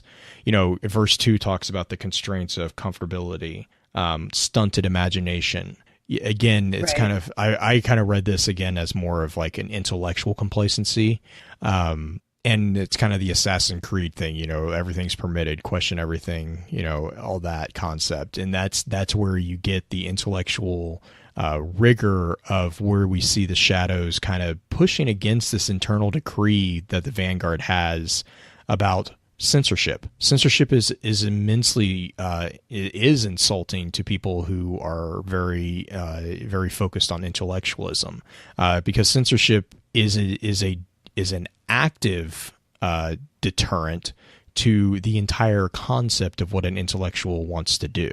An intellectual or a student, a lifelong student or whatever, is someone who wants to continue growing, right? in their brain, in their mind. So a complacency in the mind, it's both terrifying and viewed as wasteful, because complacency, that's the danger of complacency, is it can happen and you won't be aware of it because you're so it's comfort. That's the dangers of comfort. That's where, again, we go back to the self-denial concept. The reason why I go back to it being tied to the physical body, though, is literally the verse 1. The mind is complacent, the flesh has made it so. It's the dopamine effect. Yep. The fact that the drug of physical existence. Yep. Right. Exactly. And again, to kind of touch back to real world, that's a very common philosophical axiom, is that the complacency of the brain is due to the comfort of the flesh. I don't want to go down that too far, but again, it's the idea that your body shapes your reality, and more than just it does, but it also teaches you what is comfortable, what's not comfortable. Right. Mental rigor is not comfortable by its nature. And so if you live a life of hedonism, if you lead a life that is dedicated to finding the comfort in existence, you're going to probably not be the person who is challenging social norms, is challenging the status quo, because that's not comfortable. I mean, it all comes back to that. It keeps coming back to that. Make it a habit to be uncomfortable, and you're going to find that you're able to push the limits more easily because you're used to that discomfort. You're used to not being comfortable. And so the idea of stepping out of a comfort zone is not there, because you don't have a comfort zone by your own habitual creation. Sorry. You're good. That's a very powerful tangent, because in philosophy, like I said, that's a very, very big underlying tone in, pick your philosopher, they're going to talk about this. Right.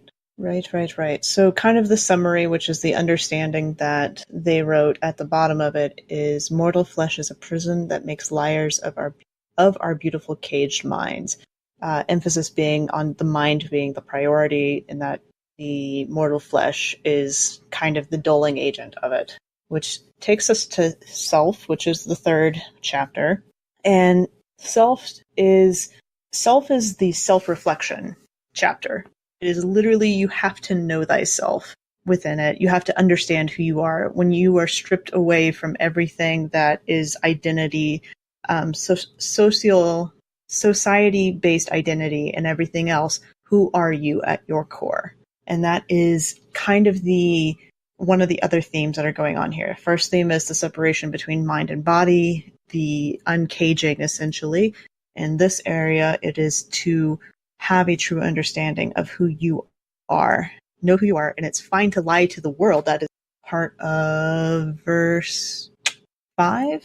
Verse 5, through the pieces of a life, live, divine your truth, but do not lie to the world, if one must, but never to yourself. So you can put on a quote unquote mask and lie to the world, as long as you internally know who you are, that you don't become the mask, that you show the world, that you are true to yourself, which is kind of this one, as far as chapters go, is a very, I don't feel it as evil sounding or self-deprecating sounding. No, this is a paraphrasing of the Oracle of Delphi, is what this is. Yeah, it really is. Which it's, again, just to kind of interject there. Again, this is a very, very basic tenet in intellectualism, because. And I know you kind of said this too, but it's again to double down on that. It's the knowing yourself in honest ways. Like this is something that when you do a self-examination, self-examinations, a lot of people don't, it again goes back to comfort. It's not comfortable to be honest with your flaws. It's not comfortable to look at yourself and be, this is not I'm not perfect. And you have to be okay with the fact that you're not perfect. You have to understand, you have to be comfortable with the fact that you don't know everything. You know, the first step to learning is understanding that you don't know. That's how you begin the path of education, is that you have to admit that you don't know something. Right. And I love verse 5 too, and I love your translation of it. Know who you are. It's fine to lie to the world, but you can't hide from yourself. I would argue that you can hide from yourself, but that's actually the whole point of this particular thing, is like, you shouldn't hide from yourself. Right. If you're going to evolve, and that goes back to what I love your translations on these, by the way, because your verse 3 translation is exactly on point. You won't survive what is to come if you don't understand yourself. And this calls back to, you know, what we've been talking about with the Awoken, with Mara Sov. You know, Mara is 100% aware of her own failings. And because of that, she's able to calculate into those. Mm-hmm. You know, and it's because of those completely blunt calculations that you can do amazing feats, because you're aware of what's going on. You don't have this unreasonable expectation. You're not setting yourself up for failure, because you understand where you're going to trip. Right. And there's other characters in Destiny that, not just Mara, not just the Shadows, that kind of try to follow these precepts per se, but Shen even mentions it, because he talks about in the Renegade book about the face that he presents, as well as the understanding of what he's learned through the years and who he is now, and trying to figure out who he is to be. Yes. This chapter is actually one of my favorites, as far as like, could I actually view this as something I would follow myself, or at least try to follow myself? Oh, for sure. For certain. Which takes us to 4, and we are almost halfway there, because this book is crazy with a lot of information. So, we didn't go over the understanding. Yeah, understanding is real easy. Know thyself in honest ways and falter in the light of your true self. Super easy that's for 3. Super easy understanding. It's basically what Blue and I have been talking about this whole time. But going to 4. Oracle of Delphi. Know yourself. Yes. Know thyself. Know thyself, period. And then 4, we get into some of the scarier stuff in my mind. Seek the whispers, they are faint, but they are calling. Not all bone carries the sound of secret truth. Most are fragile, hollow things meant only to carry the weight of wasted lives. And it keeps going on. Question. I love your question on this one. You're like, wait. What? More than one? Yeah. Because that first one, it's just like, wait a second. We have the Ahamkara bones, and now we have the Books of Sorrow, or the bones from the hive that whisper, because we have the little... Yeah. We knew that happened because of the one that Eris had inside of her little orb. Mm-hmm. Which kind of goes back to the whole debate about worms and Ahamkara, right? Mm-hmm. It's like, I mean, and we see that with what's the sniper? Whisper? Yeah, because that's a part of Zol. So I mean, like, it's like, you know, like, again, you know, it kind of makes sense that there is technically, quote unquote, more than one type of bone. You know, right? And what's interesting is that second verse is that there's a warning that not all bones will speak sacred truth. Now, granted, sacred truth is pretty subjective, in my opinion. What? No, that couldn't be possible at all. Oh my gosh! That goes verse 5. Don't worry about what they're trying to tell you. Just listen. They're not gonna. Right? Oh my God! This is where the madness starts. All I wanted to do when I read this particular chapter was just play Admiral Akbar the entire time. It's a trap. It's a trap. It's a trap. I'm like, oh my God. Yeah. Oh my gosh. Yeah. And the fact that some bones carry the weight of wasted lives. So even what's interesting is they're calling out that not all bones that whisper are of worthy beings, or were prior worthy beings. And in that line, it's like, okay. I mean, that calls back to the Books of Sorrow. I will trap them. They steal our gods. I'll trap them in cages. Yeah. But I mean, this is just the beginning of the crazy, because we're gonna keep going down this road, and it's gonna keep getting crazier and more contradictory as we go, because they want you to listen, but they don't want you to believe the lies of the ones that are not really sacred truth ones, but they don't tell you which ones they are. Well, and I think to go back real quick and kind of pull in the understanding from book 3 or chapter 3. The understanding here is that on the path of the hushed tones, the cutting word will guide your unmaking. Right. And so this is where what we just gotten, that conversation we just had about know thyself, it's basically listen to the whispers, but don't lose the knowledge of yourself, that honest assessment of yourself, because that honest assessment, that knowledge is going to allow you to penetrate the lies and reveal the truths that are beneath them. It's the idea of like, oh God, man, I actually a big shout out. Actually, this is kind of a weird time to do it, but a big shout out to Rexy, because I was listening to his analysis of BioShock, and this is actually something that's in line with this particular piece right here, is the concept of individualism. The individual, like the entire concept of Atlas Shrugged being the one of the big influencers of BioShock 1, and Ryan's character looking at like your good is what is good for you. It's not necessarily a social society or society. Wow, that was a weird one. Social contract. Yeah, it's not really a social contract, but like it's anti-social contract. Like society should not impose upon you what is good. Is the concept there? And so here, if you look at your concept of your knowledge, your truth, your sacred truth, like what you are, like the knowledge of yourself. That is the sacred truth that you should hold fast to, and then let the words, let the whispers flow over you, and dive into that. Like accept reality, or accept the reality of what the whispers are doing, but don't lose yourself. Become, I kind of going back to this. It's become a final shape. Let the ebb and flow of the whispers smooth off the edges of your body, and until your mind is all that's left. Like unmake you via the cutting word.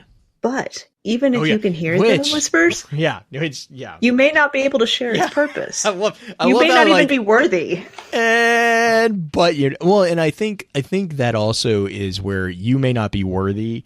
I think comes back to the whole thing of hold on to your knowledge, hold on to yourself, because this is a trial, right? This is the crucible, if you will, of what's going on. And I mean crucible in the sense of what an actual crucible is. This is the burning away of the impurities. Right. The problem is like sometimes you toss stuff in a crucible and the whole thing burns away. It's you don't know what's going to happen. And that is where you kind of start getting this darker tone of the idea. Right. This is where we get more clarification in the next chapter. Right. Yes. On this whole thing. Exactly. You definitely get purpose. Purpose is definitely entering into the dark realms of the whispers. Right. So there are. Sorry, real quick. Go for it. The transition to purpose is the last verse here. Is the cutting word is a doorway, the first syllable of hated salvation. And then we get into purpose, which talks about how, and I'm just going to go through the understanding a little bit first on this one, which is lose yourself not in the whispers words, but in their purpose. So it's the whispers are there to guide you, but you have to see past the substance of what the whispers are telling you to see the purpose behind the whispers, which is kind of the basic overarching thing for this chapter. The first verse talks about how there are a legion of liars and demons set to challenge your resolve. Hear the words, but know they question your truth. The journey forth is not direct, but a shifting maze meant to discard the unworthy. So it continues on and on and on, saying that you're going to have these whispers happen. We have the whispers happen with the whisper, the sniper rifle. Can you see the purpose behind the whispers instead of just what they're telling you? is kind of where this one is going. It's in verse 6, it says to follow blindly is to sacrifice oneself to the abyss, becoming not one, but one of the many, another lost soul. I love that line. It's probably my favorite line in this whole book because it's the Well, and I love verse 4 too. Mm-hmm. Salvation does not want you. Evolution does not care. Yeah, that sounds about right for you. That cold-blooded, like, I'm just going to say it how it is. I just love it. I read that and I was like, I think that's amazing. Yeah. What was it? Verse 6 that I said about talking about you. Don't become a sheep. Right. Don't be a sheep. Think for yourself. Know your truth. Think for yourself. Don't get comfortable. Don't just go with what everybody says. Decide for yourself what is your truth. Which, if we're going to tie it back to real life, or at least a real life, I'm losing the word for it right now, a relationship to something similar, Buddhism is very similar to that in the fact that they're not trying to teach you what to believe. They want you to think about it. They want you to decide for yourself what you believe, which is why a lot of Buddhism meshes up with a lot of other religions, because your path that you follow may not be exactly the same as another person, quote unquote, in the faith of Buddhism, but it's your true path versus their true path. I may have done a few research papers on Buddhism in college that came in handy with this book. Anyway. Right. And this goes back to, in a way, the bargain, which is book 9 of the Books of Sorrow, or chapter 9, verse 9. Verse 1, 9. So this is where the siblings stood before the worm gods, and basically the bargain was that they must obey their nature forever. Yes. And, again, it's egocentrism. Obey your nature. Evolve for yourself, which honestly, if you really want to split hairs, is actually counterproductive to the concept of evolution, but we're not going to get into that. Right. This is a psychological evolution more than a biological evolution, though. So right. There is one more thing I want to mention about this book, or this chapter in particular, is back to verse 5, which is kind of fun. It reminds me a lot of Tolan. So verse 5 says, the whispers are your guide and your undoing. Mark their words, but do not follow blind. I replayed the opening mission into the Dreaming City recently, and one of the lines Tolan says is the line about Virgil, which still throws me every time. It's like, how does Tolan know about Virgil? But whatever. Yes. Well, I mean, it wouldn't be the first time we have ancient pre-Golden Age texts. Nezarec just makes me roll my eye. Yeah, I know, but Virgil is an actual one. Nezarec is whatever. I love how you're like, no. But I mean, Zavala has Sun Tzu, so right. I know. It's just, it makes my head hurt a little bit each time. But Tolan mentions we're following him blindly, a friendly voice in the dark. Like this part right here, it's like, don't follow blind. That's literally what Tolan tells us. And I'm getting hate mail right now via DM because somebody's a little angry at me for making that point and tying Tolan to this, because I kind of think Tolan followed the Road of Sorrow, even if it was on accident. I don't think it was on accident. Yeah. So the understanding here is just really a repeated warning of number 4 in not so many words. It's lose yourself not in the whisper's words, but in their purpose. And I mean, again, know yourself, don't follow blind.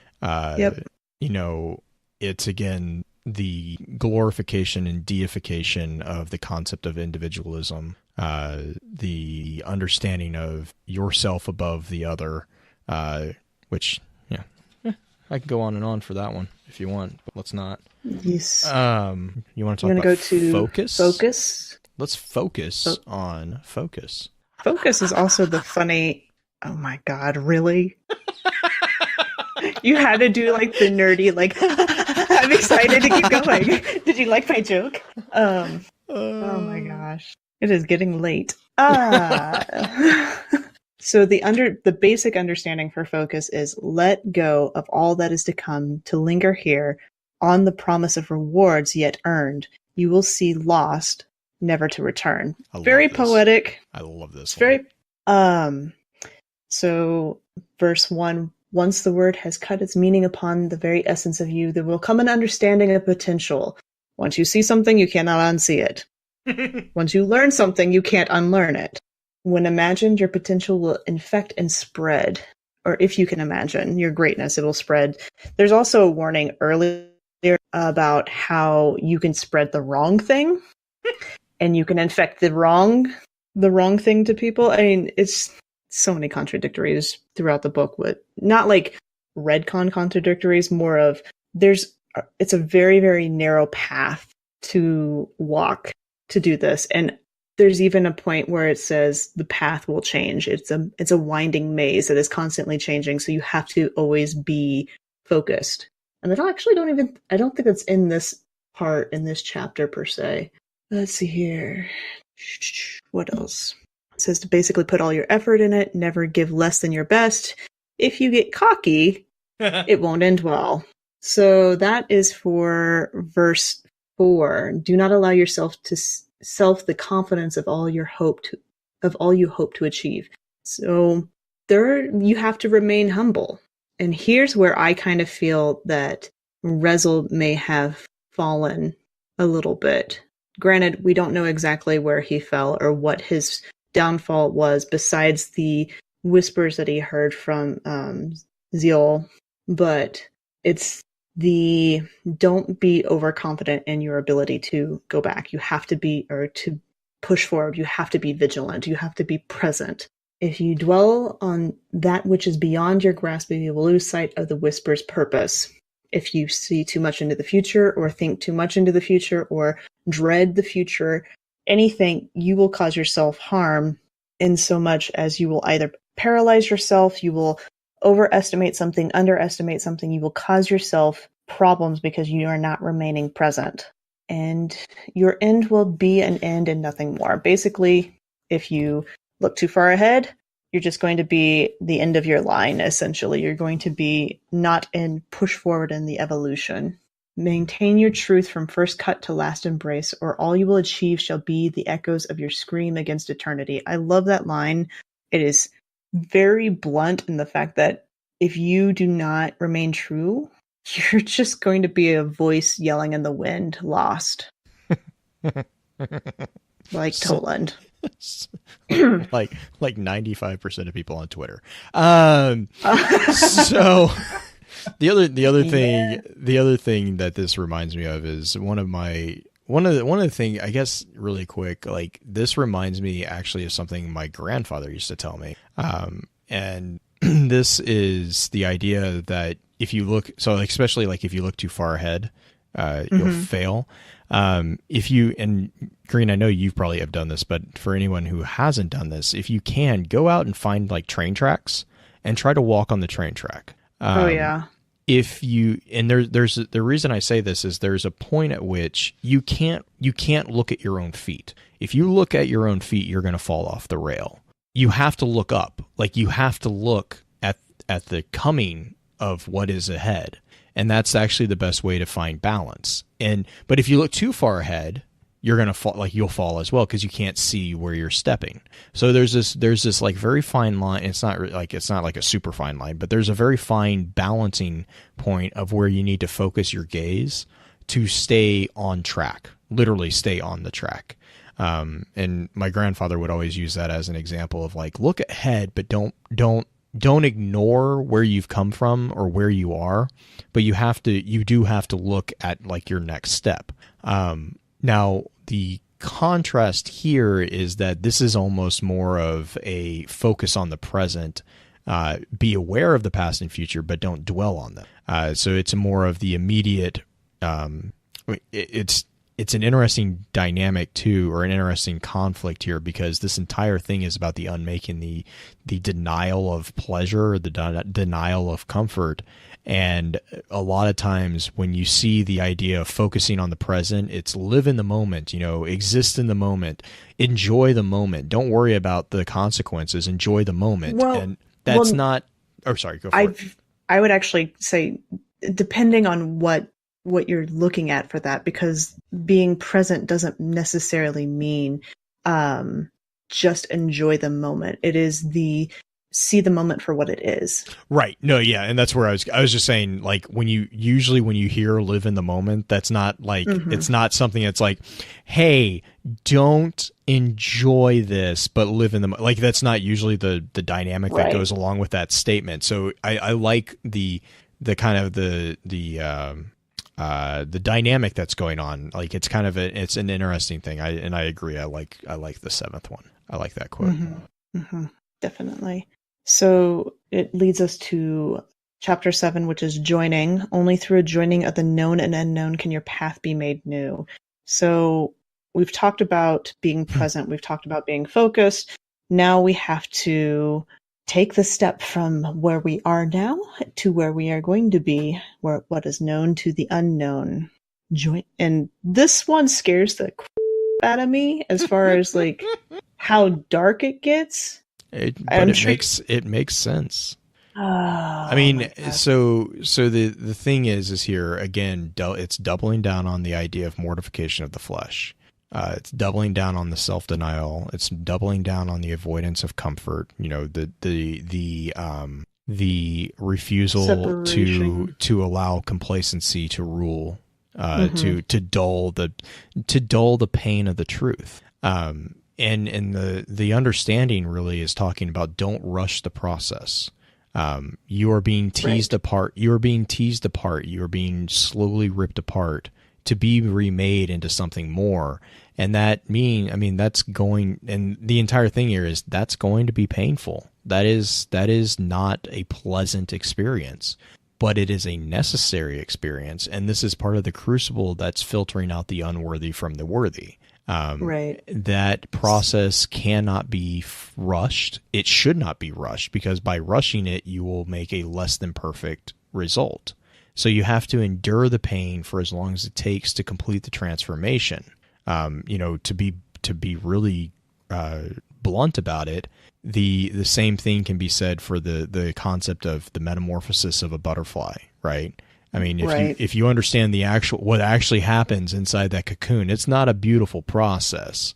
I mean, the caterpillar makes the cocoon, and then the entire caterpillar is literally liquefied and then remade. I mean, it's not a pleasant process, but the end result is something of arguably very great beauty. And that's kind of the idea here, is again going back to that whole concept of nature is not kind. Nature is not a gentle, loving, cushy thing. It's rough. It's bloodthirsty in a lot of senses. And that's the survival of the fittest concept going on. So, I mean, I definitely see where the darkness is in it, because it definitely does like separate the verse 2, which I know you're probably going to get onto. I mean, from the social, psychological perspective of what this chapter represents, it is almost in some ways less gruesome, even if it is more terrible in the end. But the physical images that this chapter in particular inflicts upon your brain is like, well, and I think again that goes back to, you have to accept the fact that this is the truth of reality, right? And because that's like the ending, right? It's like, this pain is not going anywhere. Like, this is gonna be here. Like, this is gonna be here for a while. If you read this as a literal thing that is happening, though, as the whispers grow, madness threatens the edge of your sanity. So you are fighting to remain sane, yet the whispers are becoming more and more, which is the first one. And how the whispers are becoming more and more growing, that's a whole nother thing.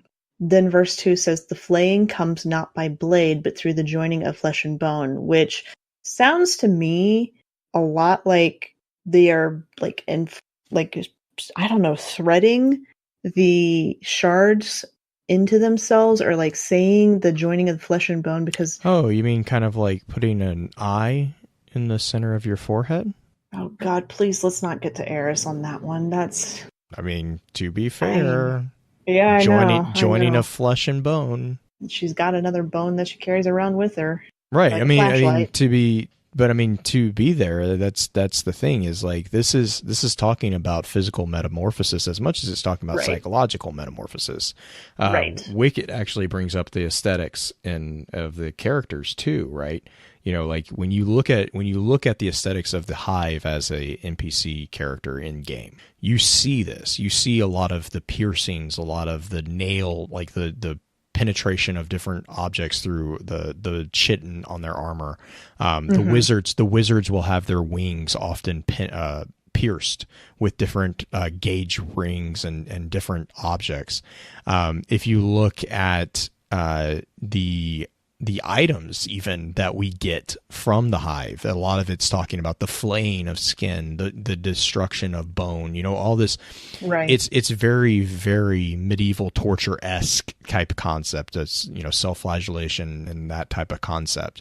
The entire concept of even the Krill were all about the morphs taken upon them. There was 3 chosen morphs, you know, mother, knight, or king. That is again the whole concept of the evolution of it's not a forced evolution. It is a forced evolution, but it's not like in this concept. It's not a forced evolution. It's an evolution that you initiate, that you introduce the catalyst, and then it has to occur. Like you can't force it to happen faster.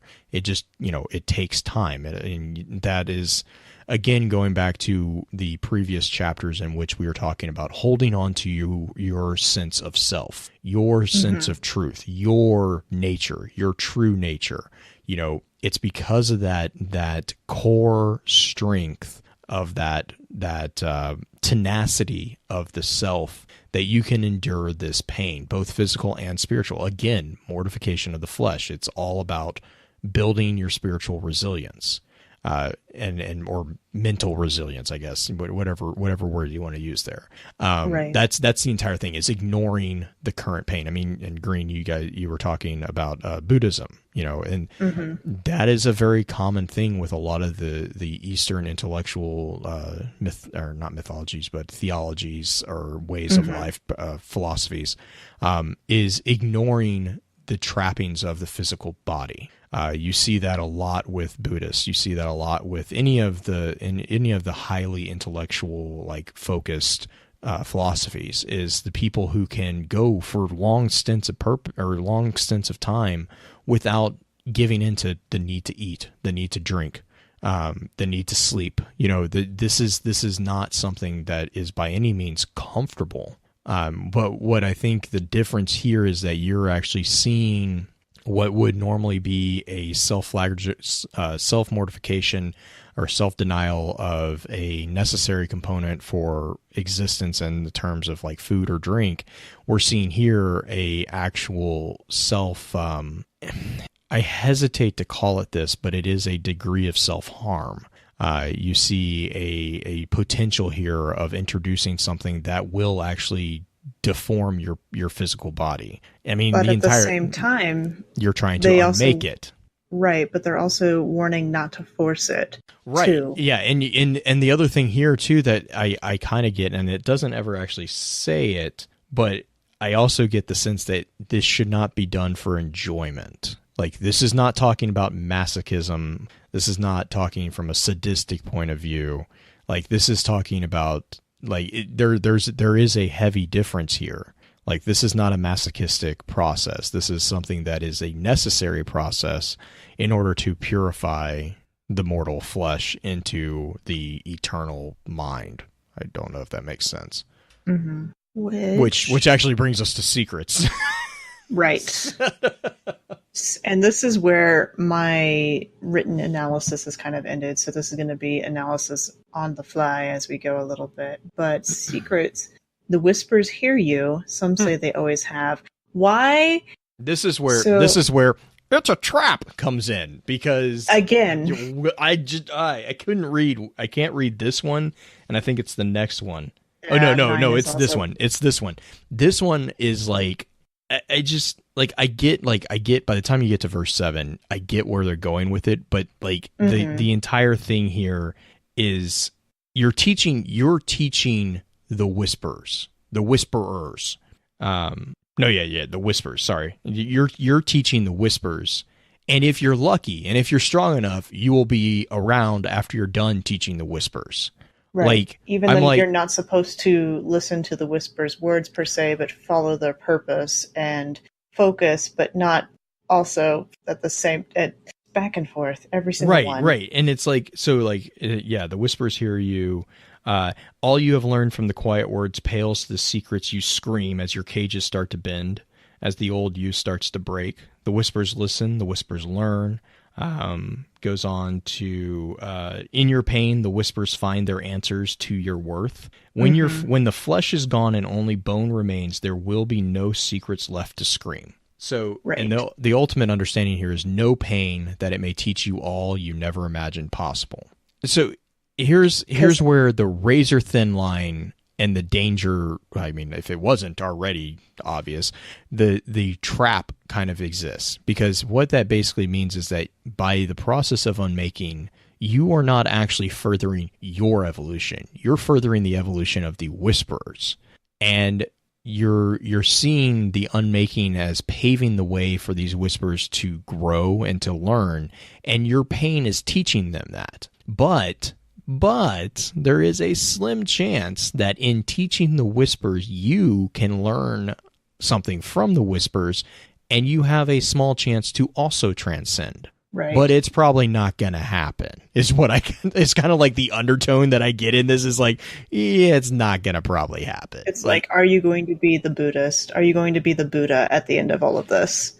And ultimately, this is also where I get the idea that your, like the comment from not at the end of this, but embrace, like the idea of like your is not actually the end goal. I see this being the underlying point of your was actually probably an experiment. Like the more I read this particular like translation and this particular like presentation of your and the shadows, the more I start seeing your as an experiment by Zior to understand the Guardians. We see that with the wizards with Ariana 3 with The Omar. crystals. Yeah, Omar, where she was like she's literally flaying the light from him, like which is, you want to talk about a grotesque scene to picture in your head. Right. I would argue that this, like every dredgen that, or every person that follows down the road of sorrow, is an experiment in one shape or form. Oh yeah, no. I completely agree. I think that this is a Trojan horse of all kind of nothing else. Now, that being said, I also see the shadows, even though they are willingly walking into this Trojan horse of like this. I also see the weapons of sorrow as kind of like a Trojan horse against the Guardians, but that's a whole different theory. But I see this also as being the grounds upon which I had mentioned the redemption story. I see this possibly as being the point where we can see a redemption here. Like one of these shadows could technically redeem it. I mean, ultimately that it could be the crux of how we get around this particular trap. But I think that's getting ahead of ourselves just a little bit. Secrets is interesting. It is the transition to nirvana through the absolute pain of that transition, like the understanding of the pain as well as yourself and everything else through it, which leads us to embrace, which embrace is number 9. The understanding is, do not linger on the coming embrace. Your unmaking is yours alone, a solitary journey devoid of peace, which is very sad. Because this road is not, if you were going to travel this road, it is not going to be pleasant. And they literally say it is not going to be pleasant. And that is part of it. And you know that going in. Yep. Because evolution is messy, period.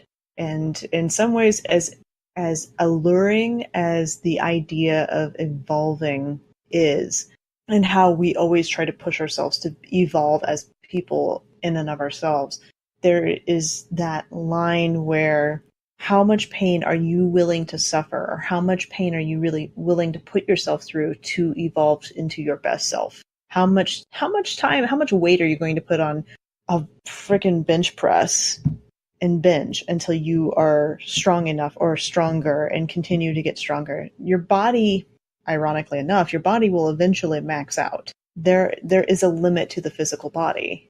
This is pushing past that physical limit. And so we have verse 1 where as the old self falls away, there will only be suffering. None can sustain in the face absolution, yet evolution demands sacrifice. Pain must be accepted as the new constant, or pain will be the all of you. As the white noise of your screams drown the whispers, you will feel alone. You are alone. Is this eternity or oblivion? You will see yourself outside yourself, and you will long to embrace this new evolution, a beacon on the far end of lost hope. Yet you will know, through the pain, through the fear, there is no longer a you that was, only what comes next, and all the pain to follow. So when you finally separate the mind from the body, and you have the joining of the bone to, like the bone to the flesh, where the bone takes over the flesh, the amount of pain is just going to be constant. Which begs the question, Bloom, is this an actual evolution? Will you continue to evolve through the pain? Can you adapt at that point? I mean, that's the question of existence, isn't it? Right. And again, that goes back to way back at the beginning of this book. And I know we're running long on time, and we did warn you, by the way. Right. But that is the crux of what the truth is. Both psychologically and physically, that type of truth is very painful to realize, is that ultimately at the end of everything, is it evolution or is it oblivion? Is the unmaking worth it? I mean, that's the thing is like, I read this book in a number of different ways, depending on, what particular hat I'm wearing at the moment.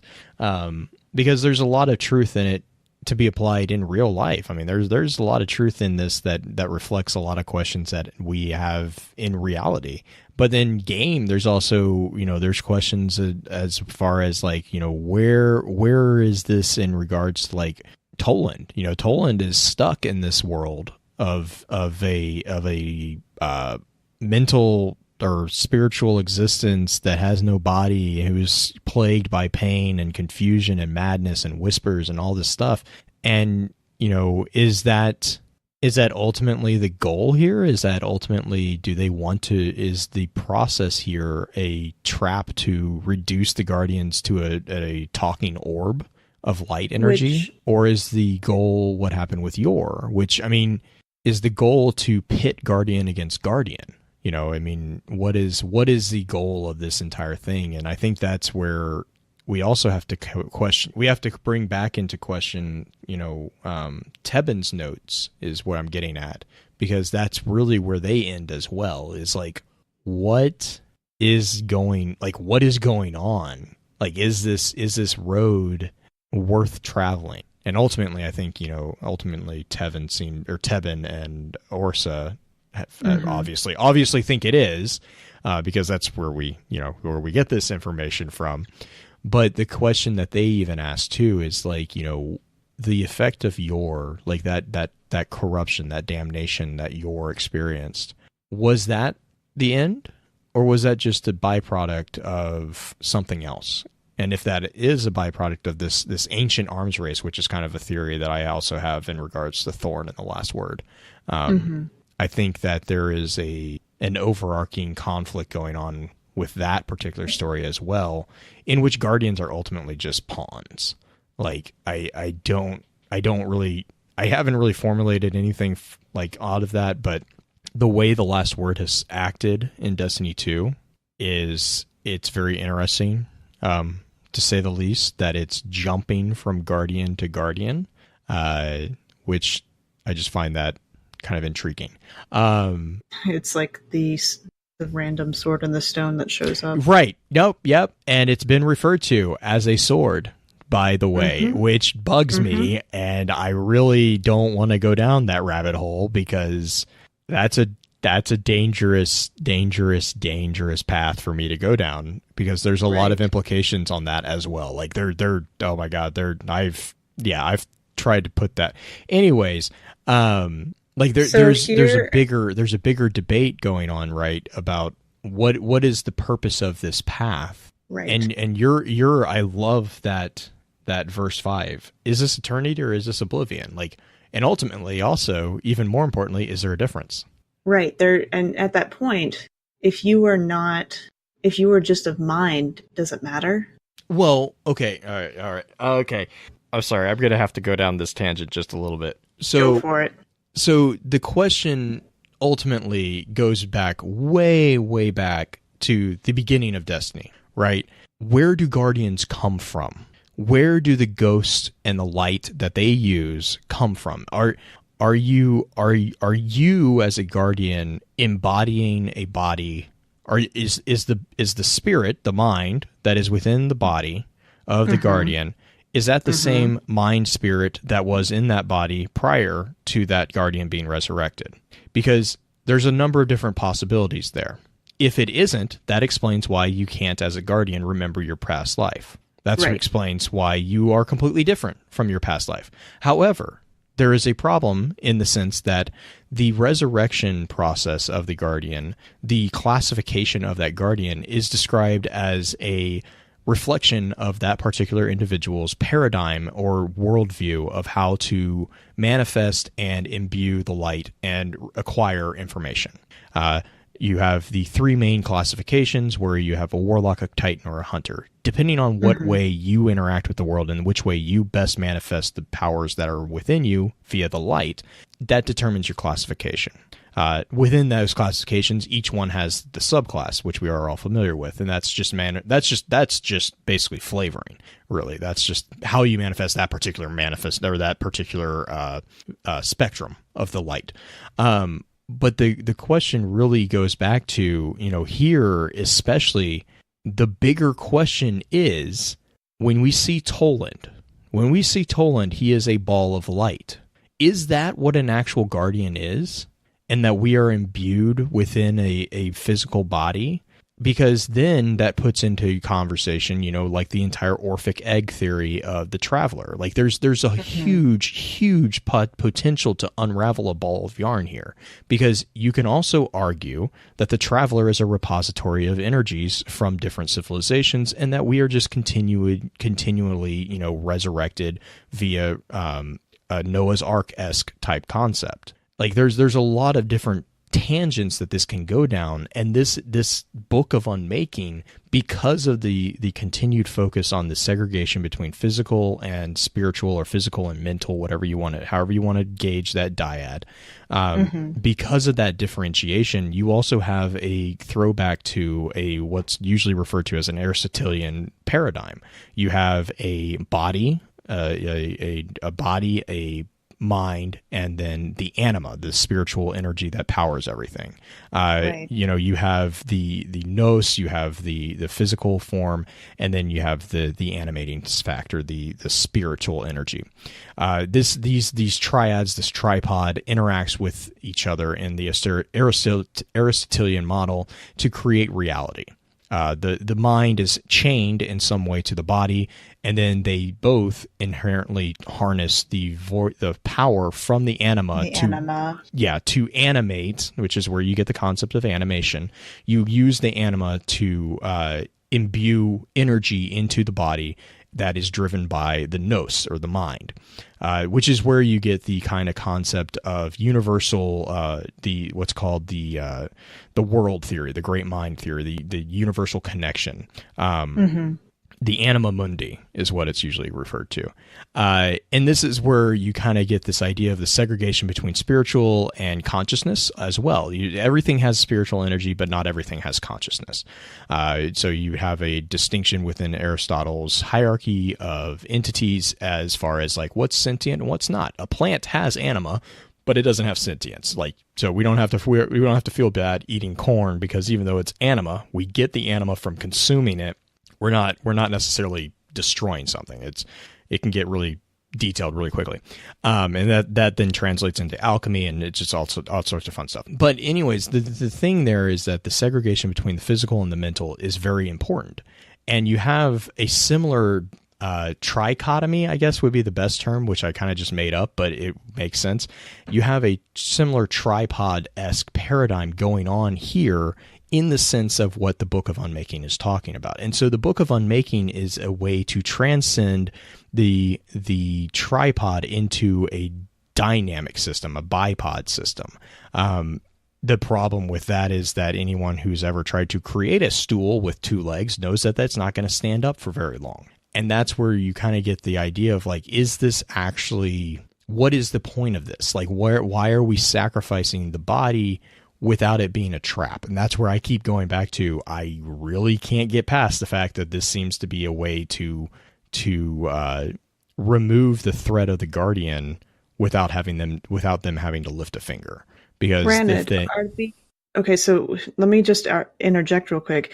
These writings are from of what he has supposedly read somewhere else or supposedly gotten from the Hive.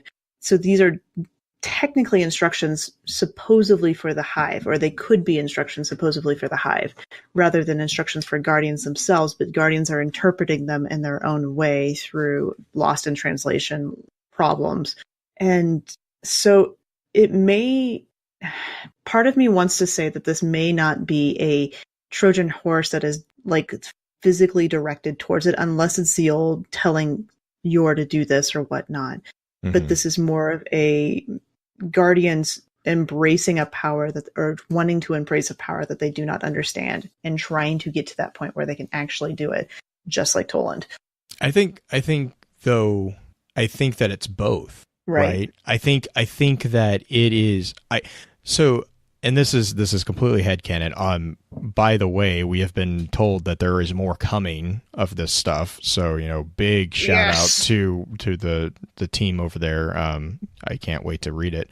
So I'm hoping that we do get a little bit more clarification going on for this. But I think, I keep reading this as what we have within this particular set of entries. I keep reading this as exactly what you're saying, but combined. I see this as Yor using that desire of the Guardians to kind of experiment on what they can do. Like, they found the mad ramblings of Yor, who is being corrupted by Yor, and they are trying to figure. I mean, like, it's a very convoluted mess of like what's going on, I think, which, surprise, it's destiny.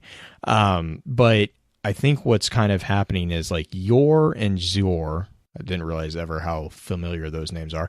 Yor and Yor are their own dyad. They're their own system, right? And I really think so if we treat them as the source material for this particular set of entries, which for intents and purposes they are, Yor is the source material for this purpose. Yor's source material is Yor. Now, we don't know... Which is the whisper. Right, which is where whispers come from. We think where whispers come from. Either her or the patrols, that the bone shard. Right. And that's where I'm saying is like, I don't know really where I don't know where that particular Yor is the source material for the Unmaking, though. Like but what I am kind of reading is that Yor himself was being experimented on by Yor. And I don't, this is assumption, so I don't really have like I don't have a full breakout of like logic as far as like what the product is of that or what the purpose of that is.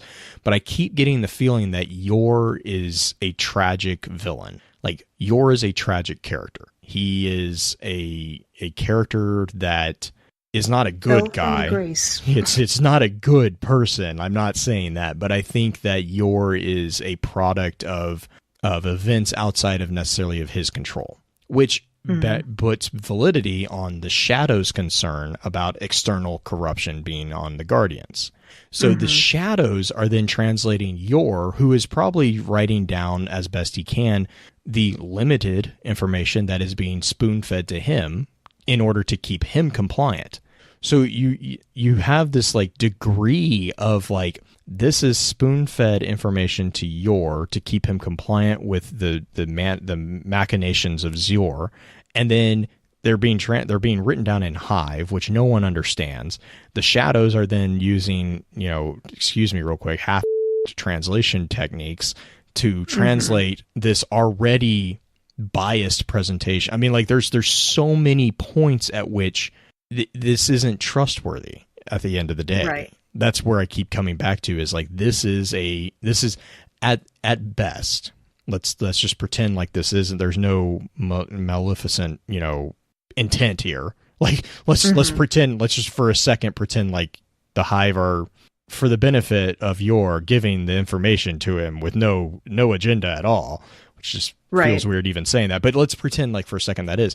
There is so many possibilities of mistranslation just in that scenario that as soon as you throw in the very likely probability that the Hive is maneuvering Yor for some purpose, it knocks it up to 100% that we are not getting a trustworthy presentation of what's going on. Now, it's doing something. Because it is corrupting things. So it's not that it's wrong it's not that it's bad information. It's just the end product doesn't. I don't think Unmaking is the evolution that they're being presented. It is. I think in some ways, like, the corruption is the movement, and you mentioned this a little bit earlier, the movement from the allocentric to the egocentric, which is what this book is really focusing on. It is focusing on the self. Yeah, there's so much focus on the self, which, I mean, it's, again, transcendentalism and intellectualism, that is a natural, that's not an inherently evil thing by any stretch of the imagination. Transcendentalism and intellectualism and all that concept, you have to focus on yourself. Like that, you can't have a grounding of allocentric world view and then expect to transcend on an individual level. Like, now, that's to be said, there are philosophies that focus on transcending on a communal level. They're kind of weird. And they get really, I guess, uncomfortable would be the best word, really quickly. And they're very new agey, I guess, would be the best term for it. I don't really. It's extreme communalism, which is really kind of it's interesting to read about, but I don't really understand. Like, I don't understand it.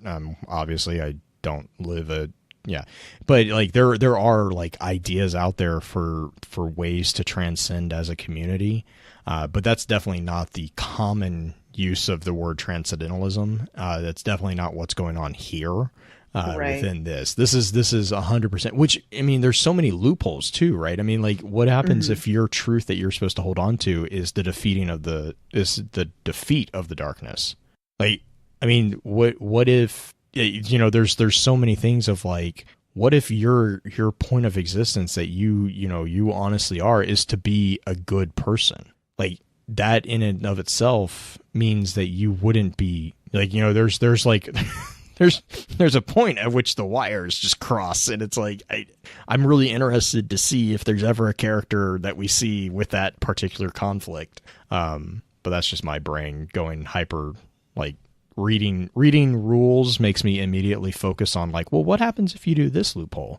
Let's break it. That's what your mind does. I'm the skill monkey in D&D, so that is where my brain goes, is like, how can I min-max this to break the game? But no, and the thing is that's why I think that's ultimately why I'm so fascinated with the Book of Unmaking, is because we finally get a lore entry. Not that we haven't had, but we get a lore entry that's like an extensive set of exactly that. Like, and that's kind of the purpose too, right? It's like, it's all right, here's all the rules.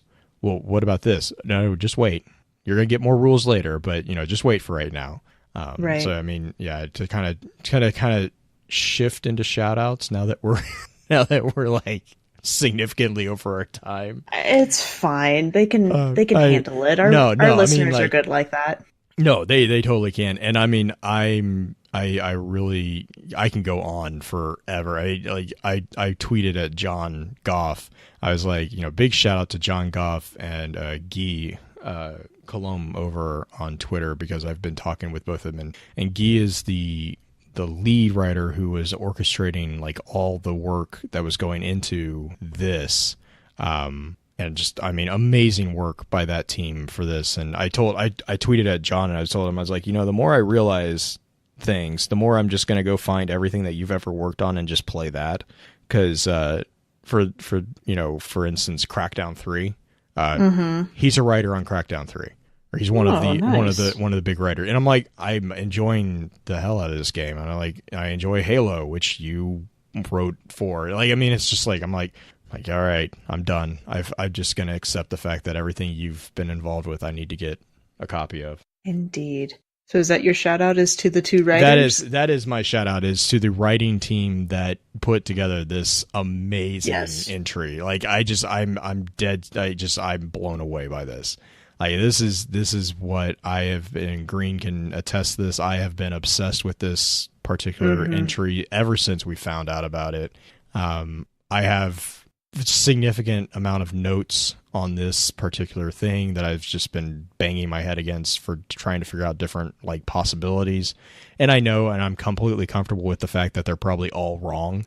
I still can't wait for the next installment, I guess. Like I just, oh my gosh, I love them. I love it. Yes.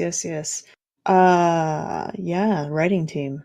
I'm excited to see the new stuff, as I always am. I also want to figure out what in the world's going on to Truth to Power, but that's going to take a while. But shout out for me actually goes to a podcast I was on this last week, Destiny Unfiltered, and the guys over there had some good talk with Man-at-Arms, and oh gosh, now that I'm like shouting him out, I can't think of his names. He has one name on Discord and a different name. His name on Discord is Fork Spoon Knife, but his name on Twitter is something totally different. But those guys, they were awesome. We talked about Destiny. We talked about news. We talked about Apex. We talked about Anthem. We talked about all sorts of things. And they are super awesome. So if you guys would hit them up, it is Destiny Unfiltered. If you have small children with sensitive ears, that may not be the best podcast for you. Just FYI, I have met Man-at-Arms in person, and he is very open about what he says.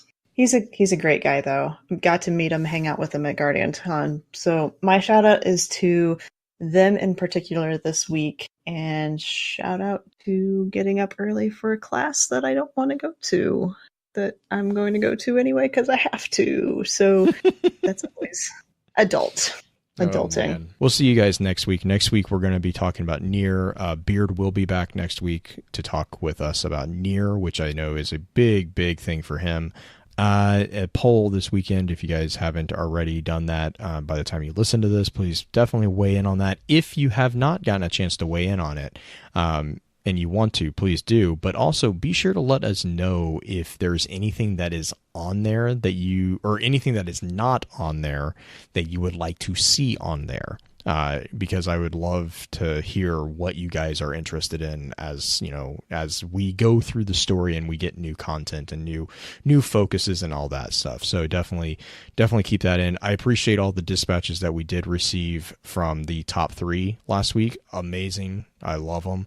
I haven't had a chance to answer all of them, but I will be getting through those as quickly as I possibly can with everything else that's going on. But as always, you guys have a great week, and we will see you next week. Bye. With that, we'll begin to wrap the chat up. Thank you again to those over on Twitch for coming to spend your evening with us. If you'd like to join us for the live streaming of the episodes, please be sure to give us a follow over on twitch.tv/focusedfirechat. Links to all our episode archives can also be found at www.focusedfirechat.com. Please be sure to email us at focusedfirechat@gmail.com with any comments or questions for our team concerning the podcast, and let us know how we're doing by giving us some feedback and a rating over on iTunes as well. Also, be sure to check out all the amazing work being featured over on thelorenetwork.com. So until next time, focus your fire, and may your light shine bright.